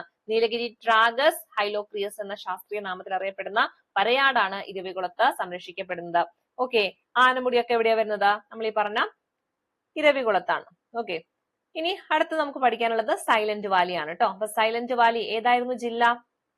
സൈലന്റ് വാലി പാലക്കാടാണ് അല്ലെ, പാലക്കാടാണ് സൈലന്റ് വാലി എന്ന് പറയുന്നത്. പാലക്കാടാണ് സൈലന്റ് വാലി. 1984 നമ്മൾ പഠിച്ചിട്ടുണ്ട്. 1984 സൈലന്റ് വാലിയെ ദേശീയോദ്യാനമായിട്ട് പ്രഖ്യാപിക്കുന്നത്. അതിനുശേഷം 1985 എന്ത് ചെയ്യുന്നുണ്ട്? സൈലന്റ് വാലി ഉദ്ഘാടനം ചെയ്യുന്നുണ്ട്. നമ്മുടെ രാജീവ് ഗാന്ധി ആയിരുന്നു അന്നത് ഉദ്ഘാടനം ചെയ്തിട്ടുണ്ടായിരുന്നത്. അപ്പൊ ഈ പറഞ്ഞ പോലെ സൈലന്റ് വാലി ആരാണ് ഉദ്ഘാടനം ചെയ്തത്? രാജീവ് ഗാന്ധി. വർഷം എന്നാണ്? 1985. അതായത് 84 അതിനെ ദേശീയോദ്യാനമായിട്ട് പ്രഖ്യാപിച്ച് തൊട്ടടുത്ത വർഷം എന്ത് ചെയ്തു? അതിന്റെ ഉദ്ഘാടനവും കഴിഞ്ഞു. ഇനി ഇതിന്റെ ബഫർ സോൺ ആയിട്ട് പ്രഖ്യാപിച്ച വർഷമാണ് 2007 എന്ന് പറയുന്നത് കേട്ടോ. അപ്പൊ സൈലന്റ് വാലിയെ ഒരു ബഫർ സോൺ ആയിട്ട് പ്രഖ്യാപിച്ചത് ഏതാ വർഷം? 2007. ഓർത്തെടുക്കാലോ. ഈ പറഞ്ഞ വർഷങ്ങളൊക്കെ മനസ്സിലുണ്ടാവണം. ഏതൊക്കെയാണ് വർഷങ്ങള്? 1984, 85, പിന്നെ പറഞ്ഞത് 2007 ആണ്. 84 എന്താ പ്രത്യേകത? സൈലന്റ് വാലിയെ ദേശീയോദ്യാനമായിട്ട് പ്രഖ്യാപിച്ചു. 85 ഉദ്ഘാടനം ചെയ്തു. ബഫർ സോൺ ആയിട്ട് പ്രഖ്യാപിച്ചത് 2007. ഓക്കെ, ഇനി നമ്മുടെ ഈ ഒരു സൈലന്റ് വാലിനെ വിളിക്കുന്ന മറ്റു രണ്ട് പേരുകളുണ്ട്. കേരളത്തിന്റെ നിത്യഹരിതവനം, അതുപോലെ തന്നെ കേരളത്തിന്റെ കന്യാവനം, അതേപോലെ തന്നെ ഒന്നാണ് സൈരന്ത്രി സൈലന്റ് വാലി. അങ്ങനെ ഓർത്തെടുക്കാം. സൈരന്ത്രി വനം എന്നറിയപ്പെടുന്നത് സൈലന്റ് വാലിയാണ്. നിത്യഹരിതവനം കേരളത്തിലെ നിത്യഹരിതവനം നമ്മൾ പറഞ്ഞിട്ടുണ്ടായിരുന്നു അല്ലെ, പശ്ചിമഘട്ട മലനിരകളിലാണ് കാണപ്പെടുന്നത്. അവിടെയാണ് ഏത്? നമ്മുടെ സൈലന്റ് വാലി. അപ്പൊ സൈലന്റ് വാലിയാണ് കേരളത്തിന്റെ നിത്യഹരിതവനം എന്നറിയപ്പെടുന്നത്. കേരളത്തിന്റെ കന്യാവനം എന്നറിയപ്പെടുന്നതും ഏത് തന്നെയാണ്? ഈ പറഞ്ഞ സൈലന്റ് വാലിയാണ്. ഓക്കെ, ഇനി കേരളത്തിലെ ഏറ്റവും വലിയ മഴക്കാട് എന്നറിയപ്പെടുന്നതും ഏത് തന്നെയാണ്? ഈ പറഞ്ഞ സൈലന്റ് വാലി തന്നെയാണ്. ഏത് താലൂക്കിലാണ് സ്ഥിതി ചെയ്യുന്നത്? മണ്ണാർക്കാട് താലൂക്കിലാണ് സൈലന്റ് വാലി സ്ഥിതി ചെയ്യുന്നത്. ഓക്കെ, ഇനി ഇവിടെ നമ്മൾ പറയേണ്ടത്, നമ്മൾ ഇരവികുളം പഠിച്ച സമയത്ത് വരയാട് എന്ന് പറഞ്ഞല്ലോ, അതേപോലെ തന്നെ ഇവിടെ ഒരാളുണ്ട്, സിംഹവാലൻ കുരങ്ങ്. സിംഹവാലൻ കുരങ്ങ് സംരക്ഷിക്കപ്പെടുന്ന ദേശീയോദ്യാനം ചോദിച്ചാൽ അതേതാണ്? അത് സൈലന്റ് വാലിയാണ്. അപ്പൊ സിംഹവാലൻ സൈലന്റ് വാലി. ഇതിന്റെ ശാസ്ത്രീയ നാമമാണ് മക്കാഗ സിലനസ്. സൈലന്റ് വാലി, സിംഹവാലൻ ഒക്കെ ഒരു ചെറിയ ചെറിയ പേരിലെ കണക്ഷൻ ഒക്കെ വെച്ചിട്ട് എന്ത് ചെയ്യുക? ഓർത്തെടുക്കുക കേട്ടോ. അപ്പം ഈ പറഞ്ഞ സിംഹവാലൻ കുരങ്ങ് എവിടെയാ കാണപ്പെടുന്നത്? സൈലന്റ് വാലിയിലാണ്. വരയാടാണെങ്കിൽ ഇരവികുളത്ത്. ഈ പറഞ്ഞ സിംഹവാലൻ കുരങ്ങിന്റെ ശാസ്ത്രീയ നാമം എന്താ? മക്കാഗ സിലനസ്. ഓക്കെ, ഇനി ഈ ഒരു സൈലന്റ് വാലിക്ക് ഈ ഒരു പേര് വരാൻ കാരണം എന്താ? സൈലന്റ് വാലി അല്ലെ, സൈലന്റ് ആയിട്ടുള്ള പ്രദേശമാണ്. അതുകൊണ്ട് ആ ഒരു പേര് വരാനുള്ള കാരണം എന്താ? അവിടെ ആരില്ല? നമ്മുടെ ചീവീടില്ല. ചീവീട് എന്ന് പറഞ്ഞാൽ എന്താ? എപ്പോഴും ഇങ്ങനെ സൗണ്ട് ഉണ്ടാക്കിക്കൊണ്ടിരിക്കുന്ന ജീവി ഉണ്ടല്ലോ, അതാണ് ചീവീട് അല്ലെ. ആ ചീവീട് അവിടെ ഇല്ലാത്തതിനാലാണ് സൈലന്റ് വാലിക്ക് ആ ഒരു പേര് വരാൻ കാരണം എന്ന് പറയുന്നത് കേട്ടോ. ഇനി സൈലന്റ് വാലിക്ക് ആ ഒരു പേര് നിർദ്ദേശിച്ച ബ്രിട്ടീഷുകാരനാണ് ആര്? റോബർട്ട് റൈറ്റ് എന്ന് പറയുന്നത് കേട്ടോ. ആരാണ്? റോബർട്ട് റൈറ്റ് അല്ലെ. റൈറ്റ് ആയിട്ടുള്ള പേരാണ് അല്ലെ, റൈറ്റ് ശരിയായിട്ടുള്ള പേരാണ് നിർദ്ദേശിച്ചത്. കാരണം അവിടെ എന്താ? വളരെ സൈലന്റ് ആണ്, ചീവീടൊന്നുമില്ല. അപ്പൊ നമ്മുടെ ബ്രിട്ടീഷുകാരൻ എന്ത് ചെയ്തു? ഒരു പേരിട്ടു. അതാണ് എന്താ പേരിട്ടത്? സൈലന്റ് വാലി എന്നല്ലേ. ഏത് ബ്രിട്ടീഷുകാരനാണ് ഇട്ടത് പേര്? റോബർട്ട് റൈറ്റ് എന്ന് പറയുന്ന ബ്രിട്ടീഷുകാരനാണ് സൈലന്റ് വാലി എന്ന് പറയുന്ന പേരിട്ടിട്ടുള്ളത്. ഓക്കെ, ഇനി ഇവിടുന്ന് ചോദിക്കുന്ന സൈലന്റ് വാലിയുമായി ബന്ധപ്പെട്ട് രണ്ട് നദികളെയും കൂടി ഓർത്തു വെക്കണം. അതായത് സൈലന്റ് വാലിയിൽ നിന്ന് ഉത്ഭവിക്കുന്ന നദിയും അതുപോലെ തന്നെ സൈലന്റ് വാലിയിലൂടെ ഒഴുകുന്ന നദിയും. ഇതൊക്കെ PYQ ക്വസ്റ്റ്യൻ ആണ് കേട്ടോ, ഓർത്തു വെക്കാം. സൈലന്റ് വാലിയിൽ നിന്ന് ഉത്ഭവിക്കുന്ന നദിയാണ് ഏത്? തൂതപ്പുഴ എന്ന് പറയുന്നത്. അപ്പൊ സൈലന്റ് വാലിയിൽ ഉത്ഭവിക്കുന്ന നദി ഏതാണ്? തൂതപ്പുഴയാണ്. എന്നാൽ സൈലന്റ് വാലിയിലൂടെ ഒഴുകുന്ന നദിയാണ് ഏത്? കുന്തിപ്പുഴ എന്ന് പറയുന്നത് കേട്ടോ. അപ്പൊ ഉത്ഭവിക്കുന്നത് ഉത്ഭവം തൂത. ഓക്കെ, ഇത് തായായിട്ട് അങ്ങ് കണക്ട് ചെയ്താൽ മതി. ഉത്ഭവിക്കുന്നത് തൂതപ്പുഴ, അതായത് സൈലന്റ് വാലിയിൽ നിന്ന് ഒരു എന്താ പറയാ പുഴ അല്ലെങ്കിൽ ഒരു നദി ഉത്ഭവിക്കുന്നുണ്ട് അല്ലെ, അതേതാണ്? തൂതപ്പുഴയാണ്. എന്നാൽ സൈലന്റ് വാലിയിലൂടെ ഒഴുകുന്ന ഒരു നദിയാണ് ഏത്? കുന്തിപ്പുഴ എന്ന് പറയുന്നത്. ഓക്കെ അല്ലേ? അപ്പൊ ഇത്രയും കാര്യങ്ങൾ സൈലന്റ് വാലിയുമായി ബന്ധപ്പെട്ട് ഓർത്തു വെക്കുക. എന്തൊക്കെ കാര്യങ്ങളാണ് നമ്മൾ പറഞ്ഞത്? സൈലന്റ് വാലി ഏത് വർഷമാണ്? 1984 എന്ത് ചെയ്യുന്നു? സൈലന്റ് വാലിയെ ദേശീയോദ്യാനമായിട്ട് പ്രഖ്യാപിക്കുന്നു. 85 നമ്മുടെ രാജീവ് ഗാന്ധി അത് ഉദ്ഘാടനം ചെയ്യുന്നു. പിന്നീട് 2007 അതിനെ ബഫർ സോൺ ആയിട്ട് പ്രഖ്യാപിക്കുന്നു. പിന്നെ നമ്മുടെ സൈലന്റ് വാലിനെ വിളിക്കുന്ന കുറച്ച് പേരുകളുണ്ട് അല്ലെ, എന്തൊക്കെയായിരുന്നു? കേരളത്തിന്റെ കന്യാവനം, കേരളത്തിന്റെ സൈഡന്ത്രി വനം, കേരളത്തിന്റെ നിത്യഹരിത വനം, ഇതൊക്കെ എന്താണ്? സൈലന്റ് വാലിയാണ്. ഇനി കേരളത്തിലെ ഏറ്റവും വലിയ മഴക്കാട് കൂടിയാണ് ഏതെന്ന് പറയുന്നത്? നമ്മുടെ സൈലന്റ് വാലി എന്ന് പറയുന്നത്. ഇനി ഇവിടെ സംരക്ഷിക്കപ്പെടുന്ന മൃഗമാണ് ഏത്? സിംഹവാലൻ കുരങ്ങ്. സിംഹവാലൻ കുരങ്ങ് മക്കാഗ സിലനസ് എന്ന ശാസ്ത്രീയ നാമത്തിൽ അറിയപ്പെടുന്ന ജീവിയാണ് ഏത്? സിംഹവാലൻ കുരങ്ങ്. അതുപോലെ തന്നെ നമ്മൾ പറഞ്ഞു സൈലന്റ് വാലി എന്ന പേര് വരാൻ കാരണം എന്താണ്? അവിടെ ചീവീടുകൾ ഇല്ലാത്തതിനാലാണ്. ഇനി ഈ സൈലന്റ് വാലിക്ക് ആ പേര് കൊടുത്ത ആളാരാണ്? അത് റോബർട്ട് റൈറ്റ് ആണ് അല്ലെ, റോബർട്ട് റൈറ്റ് ആണ്. ഇനി സൈലന്റ് വാലിയിൽ നിന്ന് ഉത്ഭവിക്കുന്ന നദിയാണ് ഏത്? തൂതപ്പുഴ. എന്നാൽ അതിലൂടെ ഒഴുകുന്ന നദിയാണ് ഏത്? കുന്തിപ്പുഴ എന്ന് പറയുന്നത്. ഓക്കെ അല്ലേ? ദെൻ ലാസ്റ്റ് നമുക്കിനി കുറച്ച് പക്ഷി സങ്കേതങ്ങൾ കൂടി പഠിക്കാനുണ്ട്. അതുകൂടി പഠിച്ചു കഴിഞ്ഞാൽ നമുക്ക് എന്ത് ചെയ്യാം? ക്ലാസ് വൈൻഡപ്പ് ചെയ്യാം കേട്ടോ. അത് വളരെ കുറച്ചേ ഉള്ളൂ, നമുക്ക് എന്ത് ചെയ്യാം? അതും കൂടി ഒന്ന് പഠിച്ചെടുക്കാം. അപ്പൊ ഇത്രയാണ് നമ്മുടെ നാഷണൽ പാർക്കുകൾ. ഇനി നമുക്ക് എന്താ പഠിക്കാനുള്ളത്? പക്ഷി സങ്കേതങ്ങളാണ്. അതിലെ ഒന്നാമത്തെ ആളാണ് ആര്? തട്ടേക്കാട് പക്ഷി സങ്കേതം. തട്ടേക്കാട് പക്ഷി സങ്കേതം എവിടെയാ വരുന്നത്? എറണാകുളം അല്ലെ, എറണാകുളമാണ് തട്ടേക്കാട് പക്ഷി സങ്കേതം വരുന്നത്. ഓക്കെ, ഇനി എന്തൊക്കെയാണ് ഇതിന്റെ പ്രത്യേകത നോക്കാം. ഓക്കെ, എന്തൊക്കെയാണ്? കേരളത്തിലെ ആദ്യത്തെ പക്ഷി സംരക്ഷണ കേന്ദ്രമാണ് ഏത്? തട്ടേക്കാട് പക്ഷി സങ്കേതം എന്ന് പറയുന്നത്. അപ്പൊ കേരളത്തിലെ ആദ്യത്തെ പക്ഷി സംരക്ഷണ കേന്ദ്രമാണ്. അതുപോലെ തന്നെയാണ് കേരളത്തിലെ ഏറ്റവും വലിയ പക്ഷി സങ്കേതം എന്ന് ചോദിച്ചാലും അതും ഏത് തന്നെയാണ്? ഏതാണ്? തട്ടേക്കാട് പക്ഷി സങ്കേതം തന്നെയാണ് കേട്ടോ. ഈ ഒരു പക്ഷി സങ്കേതം ഏത് വ്യക്തിയുടെ പേരിലാണ് അറിയപ്പെടുന്നത്? ഏതാണ്? നമ്മുടെ സലീം അലി ട്ടോ, അതായത് പ്രശസ്തനായിട്ടുള്ള പക്ഷി നിരീക്ഷകനായിട്ടുള്ള സലീം അലിയുടെ പേരിൽ അറിയപ്പെടുന്ന പക്ഷി സങ്കേതമാണ് ഏത്? തട്ടേക്കാട് പക്ഷി സങ്കേതം എന്ന് പറയുന്നത്. അപ്പൊ സലീം അലി പക്ഷി സങ്കേതം എന്നറിയപ്പെടുന്നത് ഏതാണ്? തട്ടേക്കാട് പക്ഷി സങ്കേതം. ഓക്കെ, മലയാറ്റൂർ റിസർവ് വനത്തിൽ സ്ഥിതി ചെയ്യുന്ന പക്ഷി സങ്കേതം എന്ന് ചോദിച്ചാലും അതും ഏത് തന്നെയാണ്? തട്ടേക്കാട് പക്ഷി സങ്കേതമാണ് കേട്ടോ. ഓർത്തു വെക്കാലോ, ഇത്രയും കാര്യങ്ങൾ ഓർത്തു വെക്കാലോ. എന്തൊക്കെയാ പറഞ്ഞത്? തട്ടേക്കാടിന്റെ പ്രത്യേകത എന്താണ്? കേരളത്തിലെ ആദ്യത്തെ പക്ഷി സംരക്ഷണ കേന്ദ്രം, കേരളത്തിലെ ഏറ്റവും വലിയ പക്ഷി സങ്കേതം, ഇതൊക്കെ എന്താണ്? തട്ടേക്കാടാണ്. തട്ടേക്കാട് എവിടെയാ വരുന്നത്? എറണാകുളം ജില്ലയിലാണ്. പ്രശസ്ത പക്ഷി നിരീക്ഷകനായിട്ടുള്ള ആരാണ്? സലീം അലി അല്ലെ, സലീം അലിയുടെ പേരിൽ അറിയപ്പെടുന്ന പക്ഷി സങ്കേതമാണ്. അതുപോലെ തന്നെ മലയാറ്റൂർ റിസർവ് വനത്തിൽ കാണപ്പെടുന്ന പക്ഷി സങ്കേതം എന്ന് ചോദിച്ചാലും ഏത് തന്നെയാണ്? തട്ടേക്കാട് പക്ഷി സങ്കേതമാണ്. അടുത്ത ആളാണ് കുമരകം പക്ഷി സങ്കേതമാണ്. കുമരകവുമായി ബന്ധപ്പെട്ട് എപ്പോഴും ചോദിക്കുന്ന രണ്ട് കാര്യങ്ങളാണുള്ളത്. ഒന്ന് ബേക്കേഴ്സ് എസ്റ്റേറ്റ്. എന്താണ്? ബേക്കേഴ്സ് എസ്റ്റേറ്റ് എന്നറിയപ്പെടുന്ന പക്ഷി സങ്കേതം. ബേക്കേഴ്സ് എസ്റ്റേറ്റ് ഏതാണ്? കുമരകം. ബേക്കേഴ്സ് എസ്റ്റേറ്റ് എന്നറിയപ്പെടുന്ന പക്ഷി സങ്കേതം ഏതാണ്? കുമരകം പക്ഷി സങ്കേതമാണ്. അതുപോലെ തന്നെ ബിയോണ്ട് ദി ബാക്ക് വാട്ടർ പദ്ധതിയിൽ ഉൾപ്പെട്ട കേരളത്തിലെ പക്ഷി സങ്കേതം, അതും ഏത് തന്നെയാണ്? കുമരകം പക്ഷി സങ്കേതം തന്നെയാണ് കേട്ടോ. അപ്പൊ ഈ രണ്ട് പോയിന്റ് മനസ്സിലുണ്ടാവണം. ഒന്ന് ബേക്കേഴ്സ് എസ്റ്റേറ്റ് എന്നറിയപ്പെടുന്നു, അതുപോലെ തന്നെ ബിയോണ്ട് ദി ബാക്ക് വാട്ടർ പദ്ധതിയിൽ ഉൾപ്പെട്ട പക്ഷി സങ്കേതം. ഇത് രണ്ടും ഏതാണ്? കേരളത്തിലെ പക്ഷി സങ്കേതം ഏതാണ് വരുന്നത്? കുമരകം പക്ഷി സങ്കേതമാണ്. ഓക്കെ ആണല്ലോ. ദെൻ അടുത്ത ആളാണ് മംഗളവനം. മംഗളവനത്തിന്റെ പ്രത്യേകത എന്താ? കേരളത്തിലെ ഏറ്റവും ചെറിയ പക്ഷി സങ്കേതമാണ് ഏതെന്ന് പറയുന്നത്? മംഗളവനം എന്ന് പറയുന്നത്. ഓക്കെ, അതിനു മുന്നേ നമ്മൾ നാഷണൽ പാർക്കിൽ പഠിച്ച സമയത്ത് ഏറ്റവും വലുത് ഏതായിരുന്നു? ഇരവികുളം നാഷണൽ പാർക്കാണ് അല്ലെ, അഥവാ ഇരവികുളം ദേശീയോദ്യാനമാണ്. ഏറ്റവും ചെറുത് ഏതാണ്? അത് പാമ്പാടും ചോലയാണ് കേട്ടോ. അത് പറയാൻ വിട്ടുപോയി. ഏറ്റവും ചെറിയ ദേശീയോദ്യാനം ഏതാണ്? പാമ്പാടും ചോല. ഏറ്റവും ചെറുത് പാമ്പാണെന്ന് ആലോചിച്ചാൽ മതി. ഓക്കെ, ഏറ്റവും വലുത് ഇരവികുളമാണ്. ഏറ്റവും ചെറുത് ഏതാണ്? പാമ്പാടും ചോലയാണ് കേട്ടോ. അതേപോലെ തന്നെ ഏറ്റവും ചെറിയ പക്ഷി സങ്കേതമാണ് ഇത്? മംഗളവനം എന്ന് പറയുന്നത്. ഓക്കെ, ഇനി ഇവിടെ ചോദിക്കാറുള്ളതാണ് കൊച്ചിയുടെ ശ്വാസകോശം എന്നറിയപ്പെടുന്നത് ഏത് വന്യജീവി സങ്കേതം ചോദിക്കും. മംഗളവനം എവിടെയാ വരുന്നത്? നമ്മുടെ കൊച്ചിയിലാണ് അല്ലെ. അപ്പൊ കൊച്ചിയുടെ ശ്വാസകോശം എന്നറിയപ്പെടുന്നത് ഏതാണ്? മംഗളവനം പക്ഷി സങ്കേതമാണ്. കേരള ഹൈക്കോടതി കെട്ടിട സമുച്ചയത്തിന് സമീപത്തായിട്ട് സ്ഥിതി ചെയ്യുന്ന പക്ഷി സങ്കേതം എന്ന് ചോദിച്ചാലും ഇത് തന്നെയാണ്? മംഗളവനാണ്. നമുക്കറിയാം മംഗളവനം എവിടെയാണ്? കൊച്ചിയിലാണ്. അതുകൊണ്ടാണ് ഇവിടെ നമ്മുടെ കേരള ഹൈക്കോടതി എവിടെ തന്നെയാ വരുന്നത്? കൊച്ചിയിലല്ലേ വരുന്നത്. അതുകൊണ്ടാണ് കേരള ഹൈക്കോടതി കെട്ടിട സമുച്ചയത്തിന് സമീപത്തായിട്ട് സ്ഥിതി ചെയ്യുന്ന പക്ഷി സങ്കേതവും ഏത് തന്നെയാണെന്ന് പറയുന്നത്? നമ്മുടെ മംഗളവനമാണെന്ന് പറയുന്നത്. ഓക്കെ, ഇനി കേരളത്തിലെ അപൂർവ ഇനം കടവാവലുകളൊക്കെ കാണപ്പെടുന്നത് എവിടെയാണ്? ഈ പറഞ്ഞ മംഗളവനം പക്ഷി സങ്കേതത്തിലാണ് കേട്ടോ. അപ്പൊ ഇത്രയും കാര്യം എന്ത് ചെയ്യാം, മംഗളവനവുമായി ബന്ധപ്പെട്ട് പഠിക്കുക. എന്തൊക്കെയാ പ്രത്യേകത?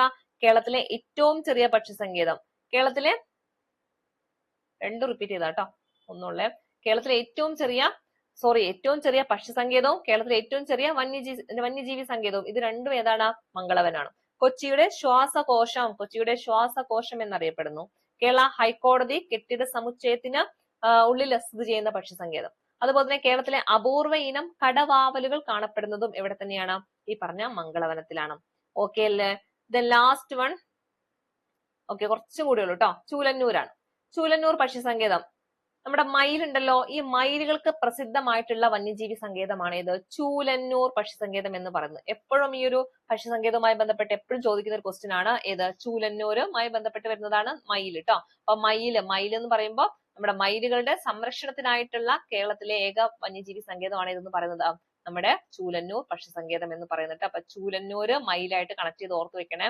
ചൂലന്നൂർ പക്ഷി സങ്കേതത്തില് ഏതാണ്? മയിലാണ് അല്ലെ. അപ്പൊ മയിലുകളുടെ സംരക്ഷണത്തിനായിട്ട് കേരളത്തിലെ ആദ്യത്തെ വന്യജീവി സങ്കേതം കൂടിയാണ് ഏത്? ഈ പറഞ്ഞ ചൂലന്നൂർ എന്ന് പറയുന്നത്. ഇനി ഇവിടെയും ഉണ്ട് ഒരാള്, അതാരാണ്? കെ നീലകണ്ഠനാണ്. സലീം അലിയുടെ പേരിൽ അറിയപ്പെടുന്നത് തട്ടേക്കാടാണെങ്കിൽ നമ്മുടെ കെ നീലകണ്ഠനും ആരാണ്? പ്രശസ്ത പക്ഷി നിരീക്ഷകനാണ്. അപ്പൊ കെ നീലകണ്ഠന്റെ പേരിൽ അറിയപ്പെടുന്നതും ഏതാണ്? അത് ചൂലന്നൂർ പക്ഷി സങ്കേതമാണ് കേട്ടോ, മാറരുത്. സലീം അലി ആണെങ്കിൽ ആരാ? സലീം അലി ആണെങ്കിൽ തട്ടേക്കാട് പക്ഷി സങ്കേതമാണ്. എന്നാൽ നീലകണ്ഠൻ ആണെങ്കിൽ അതാ ചൂലന്നൂർ പക്ഷി സങ്കേതം. ഓക്കെ, കെ നീലകണ്ഠന്റെ പേരിൽ അറിയപ്പെടുന്ന പക്ഷി സങ്കേതമാണ് ചൂലന്നൂർ എന്ന് പറയുന്നത്. ക്ലിയർ അല്ലേ? ഇത്രയും കാര്യങ്ങൾ ഓക്കെ അല്ലേ? ഇനി കുറച്ച് ബേസിക് ആയിട്ടുള്ള ഒരു 3-4 ക്വസ്റ്റ്യൻസ് ആണ് ഈ ഒരു പക്ഷി സങ്കേതങ്ങളുമായി ബന്ധപ്പെട്ട് ചോദിക്കാറുള്ളതാണ്. ഒന്ന്, കേരളത്തിലെ പക്ഷി ഗ്രാമം എന്നറിയപ്പെടുന്നത്. നമ്മൾ ഓൾറെഡി പറഞ്ഞ കാര്യമാണ്. കേരളത്തിലെ പക്ഷി ഗ്രാമം ഏതാണ്? നൂറനാട് അല്ലെ, 100 പക്ഷികൾ എന്നൊക്കെ പറഞ്ഞിട്ടുണ്ടായിരുന്നു. അപ്പൊ കേരളത്തിലെ പക്ഷി ഗ്രാമം എന്നറിയപ്പെടുന്നത് നൂറനാട്. ഇനി പക്ഷി പാതാളം എവിടെയാണ് സ്ഥിതി ചെയ്യുന്നത്?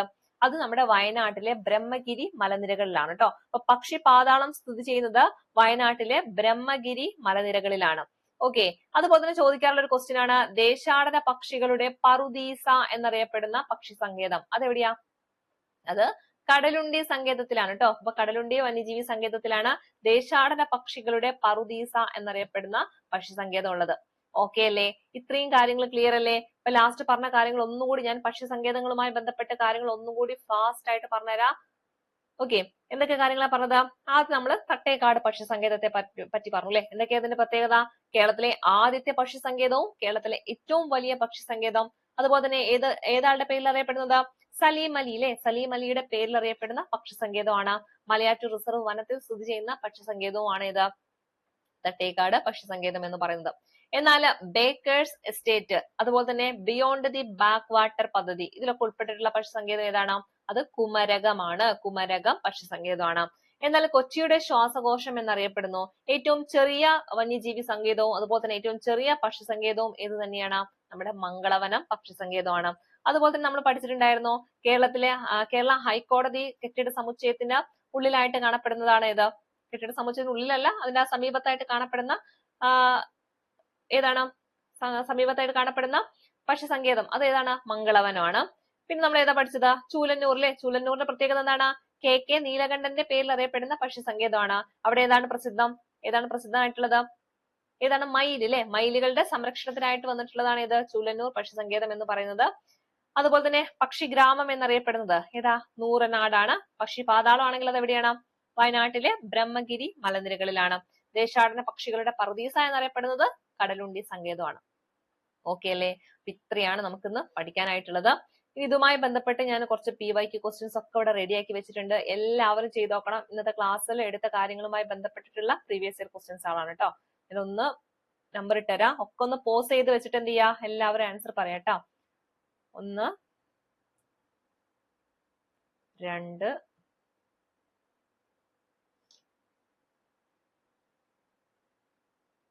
3, 4, 5, 6, 7, 8. ഓക്കെ, 8 ക്വസ്റ്റ്യൻ ആണുള്ളത്. ഈ 8 എന്ത് ചെയ്യാ, നിങ്ങളൊന്ന് ആൻസർ ചെയ്യാം കേട്ടോ. ഓക്കെ, അപ്പൊ നമുക്ക് ക്ലാസ് വൈൻഡ് അപ്പ് ചെയ്യാം. അപ്പൊ നല്ല രീതിയിൽ പഠിക്കുക, കിട്ടാത്ത കാര്യങ്ങളൊക്കെ റിവൈസ് ചെയ്തിട്ട് നല്ല രീതിയിൽ തന്നെ എന്ത് ചെയ്യാ, പഠിച്ചെടുക്കുക കേട്ടോ. ഓക്കെ, അപ്പൊ ഇതുമായി ബന്ധപ്പെട്ട് വരുന്ന രാത്രിയിൽ ഉണ്ടാവുന്ന വോയിസ് സെക്ഷൻ എല്ലാവരും അറ്റൻഡ് ചെയ്യണം. നമുക്ക് ഒന്നും കൂടി പഠിച്ച കാര്യങ്ങൾ റീകളക്ട് ചെയ്യാനും ഒക്കെ സഹായിക്കും. അത് പിന്നീട് പരീക്ഷ എഴുതുന്ന സമയത്ത് നമുക്ക് ഫുൾ മാർക്ക് മേടിക്കാനും ഒക്കെ സഹായിക്കും കേട്ടോ. അപ്പൊ അതെന്ത് ചെയ്യാ, നിങ്ങൾ എല്ലാവരും വോയിസ് സെക്ഷൻ കൂടി കേൾക്കാനായിട്ട് ശ്രമിക്കാം. അപ്പൊ നമുക്ക് ക്ലാസ് വൈൻഡ് അപ്പ് ചെയ്യാം. Thank you.